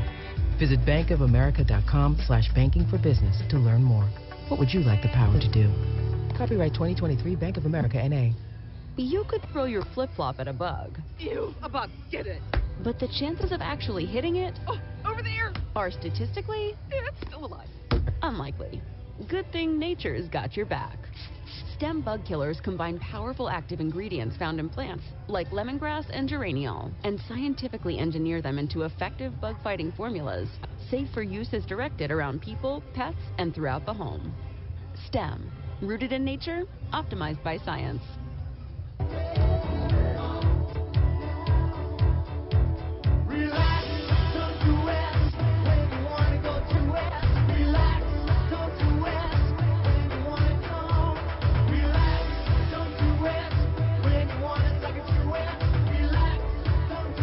New pitcher for the Rocket City Trash Pandas will be Kenyon Yovan, or Yovan. Yovan, I'm going to say. The pronunciation guide for the Trash Pandas is a little confusing because the emphasis is often on the wrong syllable, as they say. But he's a righty on to face Alika Williams. Biscuits down 3 here in the 8th. And the first pitch is swung on and hit in the air to fairly deep center, but not deep enough. Bryce Teodosio is there to make the catch and retire Alika Williams and the Biscuits here in the bottom of the 8th. So Yovan comes on, throws one pitch, gets the out, and it maintains the 15-12 lead for Rocket City as we head to the 9th. Ask Sherwin-Williams during the Memorial Day sale, May 26th through June 5th, and get 30% off paints and stains with prices starting at $31.14. That means 30% off our most popular color family, blue. Psychologists have found it to be soothing and relaxing, which makes it especially great for bedrooms and bathrooms. And of course, get 30% off all of our other colors. Shop the sale online or visit your neighborhood Sherwin-Williams store. Retail sales only. Some exclusions apply. See store for details. Cookie wants to be a professional wrestler. I'm Cookie Serratos and I'm 11 years old. She also wants to win all the medals. That's why Cookie and her family make every day count, squeezing out her best with Go-Go Squeeze. Okay, Cookie, let's break for a Go-Go Squeeze. Go-Go Squeeze Fruit on the Go pouches are a nutritious snack made from 100% fruit with no sugar added. Go, Cookie! Because when you nurture your kids, you squeeze out the best in them. Squeeze out the best with Go-Go Squeeze. Not a low-calorie food. Products range from 11 to 13 grams of sugar and 60 to 70 calories per serving. Your home for Biscuits baseball is on Montgomery Sports Leader, Sports Radio, 740.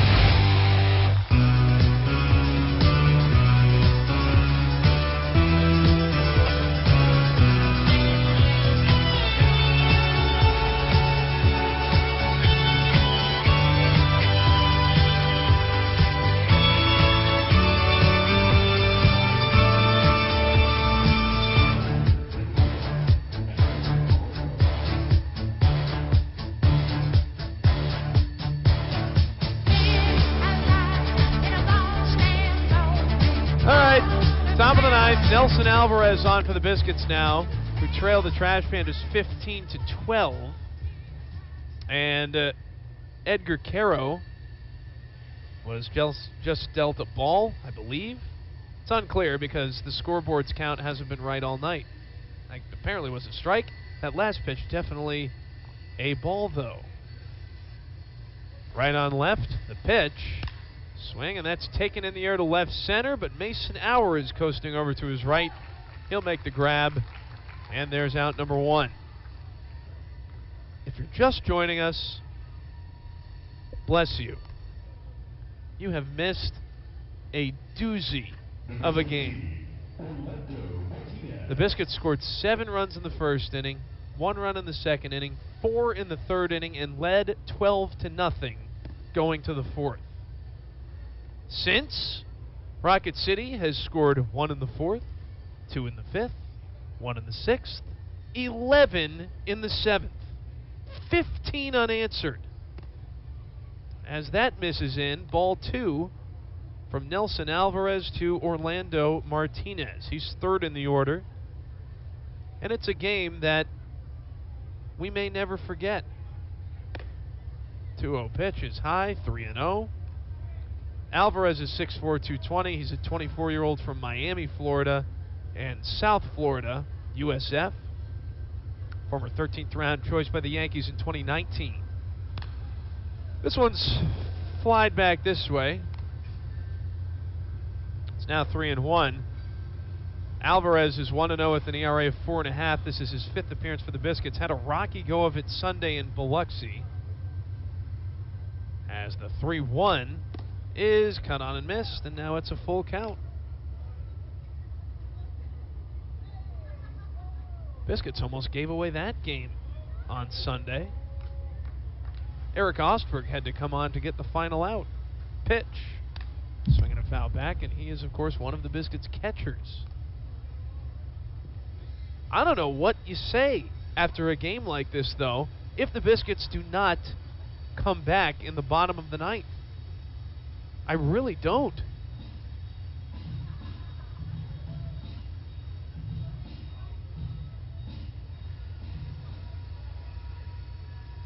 It'll be a 3-2. And it's cut on and missed for strike 3. That's a nice slider from Nelson Alvarez for the second out. The Biscuits bullpen just did not get it done tonight. Mason Montgomery started this game what feels like 8 hours ago. He went 4 2/3 and allowed 3 runs on 5 hits. As that one catches the outer edge, strike 1 to Jeremiah Jackson. Remember, Montgomery gave up the 2-run home run to Orlando Martinez with 2 outs in the 5th. He was 1 out away from being eligible for the win. 0-1, swing and a miss. Good slider. Jeff Belge worked a scoreless third of an inning, and then Patrick Wicklander allowed 9 runs, 8 of them earned on 5 hits over 1 1/3 innings in the 7th. Graham Stinson allowed 3 runs on 5 hits. All of those runs earned over 1 2/3 innings. 0-2 pitch is a called strike 3. Nice slider, outer edge. And it is a 1-2-3 top of the ninth, spun by Nelson Alvarez. Looking much sharper here tonight than he did on Sunday. But we go to the bottom of the ninth, folks. We'll see what the Biscuits can do. We'll see if they can tie it, or better yet, walk it off, but they still trail 15-12 to the Trash Pandas. Hey folks, this is Jody. And Cozy Wolf from American Oak and More. This is your special invitation to our 29th anniversary sale. For a limited time, everything in American Oak and More, inventory, catalogs, and special orders is 50% off the top tag price. That's right, half off. Living room, dining room, bedroom, home office, and outdoor. Interest-free financing available. Hurry, sell in soon. Mattress, accessories, and cozy excluded. Like we've been saying for almost 30 years. You don't pay with fake monies and don't set up for fake wood. Hey, this is Jody. And Cozy from the Rustic Outlet at American Oak and More. We have a huge problem. We have more inventory than the new warehouse will hold. So we must dump some inventory at up to 70% off. This Thursday, Friday, and Saturday, 3 big days, we're having a huge warehouse inventory relinquishment sale. Now bring the decision maker, tape measure, and trailer. These items won't last long at these low, low prices. Check it out on Facebook or buy on our website. Don't miss the biggest furniture sell-off the River Region has ever seen. The Rustic Furniture Outlet at American Oak and More. One search engine is used by 9 out of 10 consumers. Hint, the name begins with a G. And there are hundreds of things that go into being ranked highly by that engine. Your website, your business profile, even your social accounts. A couple of slip-ups and you find yourself on page 7. But at Cumulus Boost, we have the experts and resources to fix what's wrong and boost your findability so you can rank higher than your competition. Get started today at cumulusboost.com. CUMULUS boost.com. Last call for the Biscuits. Bottom of the 9th, they trail the Trash Pandas 15-12. Their heart of the order coming up, though, starting with Tristan Peters as the first pitch from Kenyon Yovan is in there for strike 1. Yovan, 6'2", 221. He's a 25-year-old out of Beaverton, Oregon. That's where the Nike headquarters are. The pitch is swung at and fouled off Peters. It's now 0-2. Yovan was drafted in the 27th round by the Angels in 2019 out of the University of Oregon. Quack, quack, quack, Mr. Ducksworth. He's 2-1 with an ERA of .46 in what is his 17th appearance. 0-2 to Peters is cut on and missed. Nasty slider. He may have nicked it. Doesn't matter, though. That's the first out. And again, it's not anywhere in the media guide, and I wish Stacy Long were still around. He would know the answer, but this almost has to be the biggest blown lead in Biscuits history. Up 12-0 in the 4th. Austin Shenton swings at the first pitch and knocks it out of play to the left. Don't forget about Game 2 tomorrow. Jeez. I just can't believe what's happened tonight. I really can't. It's stupefying. The 0-1 pitch is fouled back, and it's 0-2. But Anthony Molina will try to get the Biscuits back on track if they do not come back here in the bottom of the 9th. No idea who's going for Rocket City. TBA. He's a top prospect. Here's Yovan's 0-2, and Shenton gets jammed and hits it out of play to the left.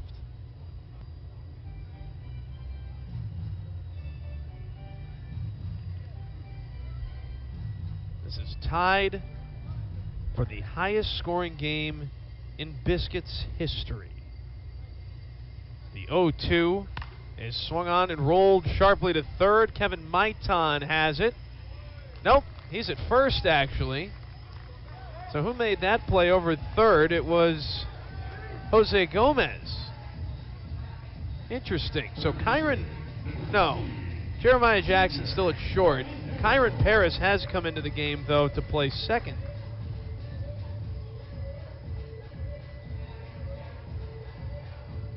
Maiton at first, so it looks like Tucker Flint is out of the game. And now it'll be up to Junior Caminero in what is still his Double-A debut, and he socks one deep to center. Long it goes, and it's over the fence for a home run.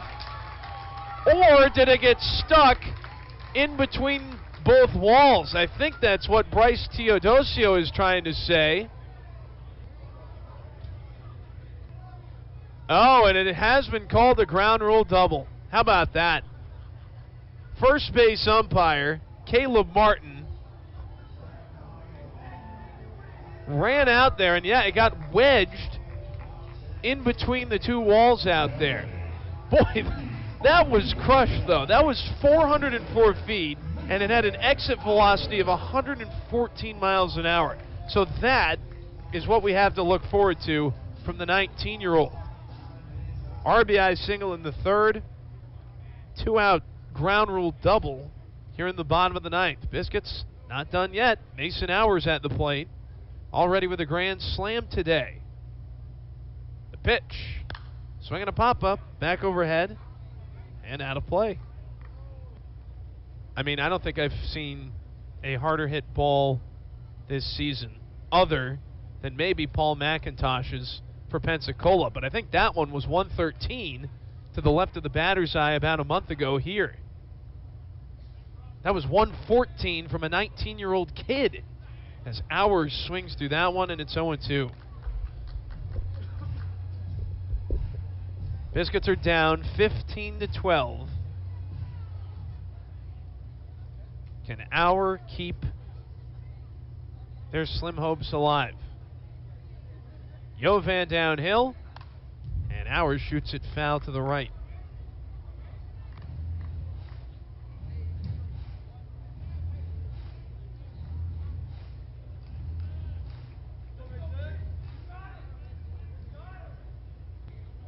And now another 0-2 to Hour with Caminero at second. And it's a slider down and away, 1-2.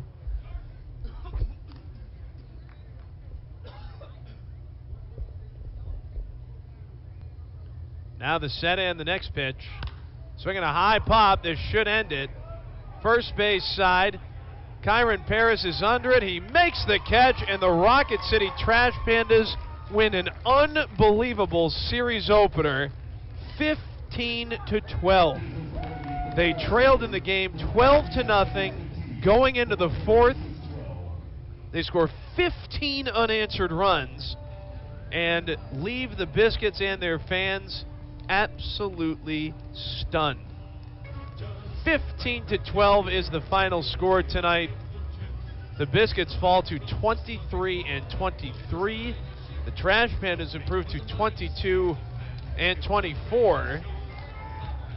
And just a quick look at the Southern League scoreboard. Biloxi did beat Pensacola tonight. So imagine if the Biscuits had hung on and won. Imagine if they just hadn't blown a 12-0 lead. They would be 4 games back. But they're 5 games back. Biloxi's now in second place with a 3-2 victory. And this was just a night the Biscuits will want to never talk about again.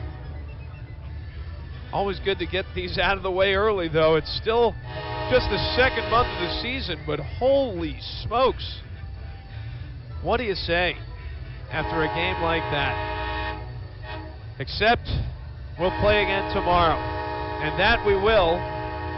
15-12 the final score tonight, though. Tied for the highest scoring game in Biscuits history. Plenty of bright spots offensively. Mason Hours grand slam. Junior Caminero, an RBI single and a double that flew off the bat at 114 miles an hour. A 5-hit game from Diego Infante, but again, from the 4th inning on, not a game you want to revisit. Biscuits lose it 15-12 after being up 12-0, and that's it.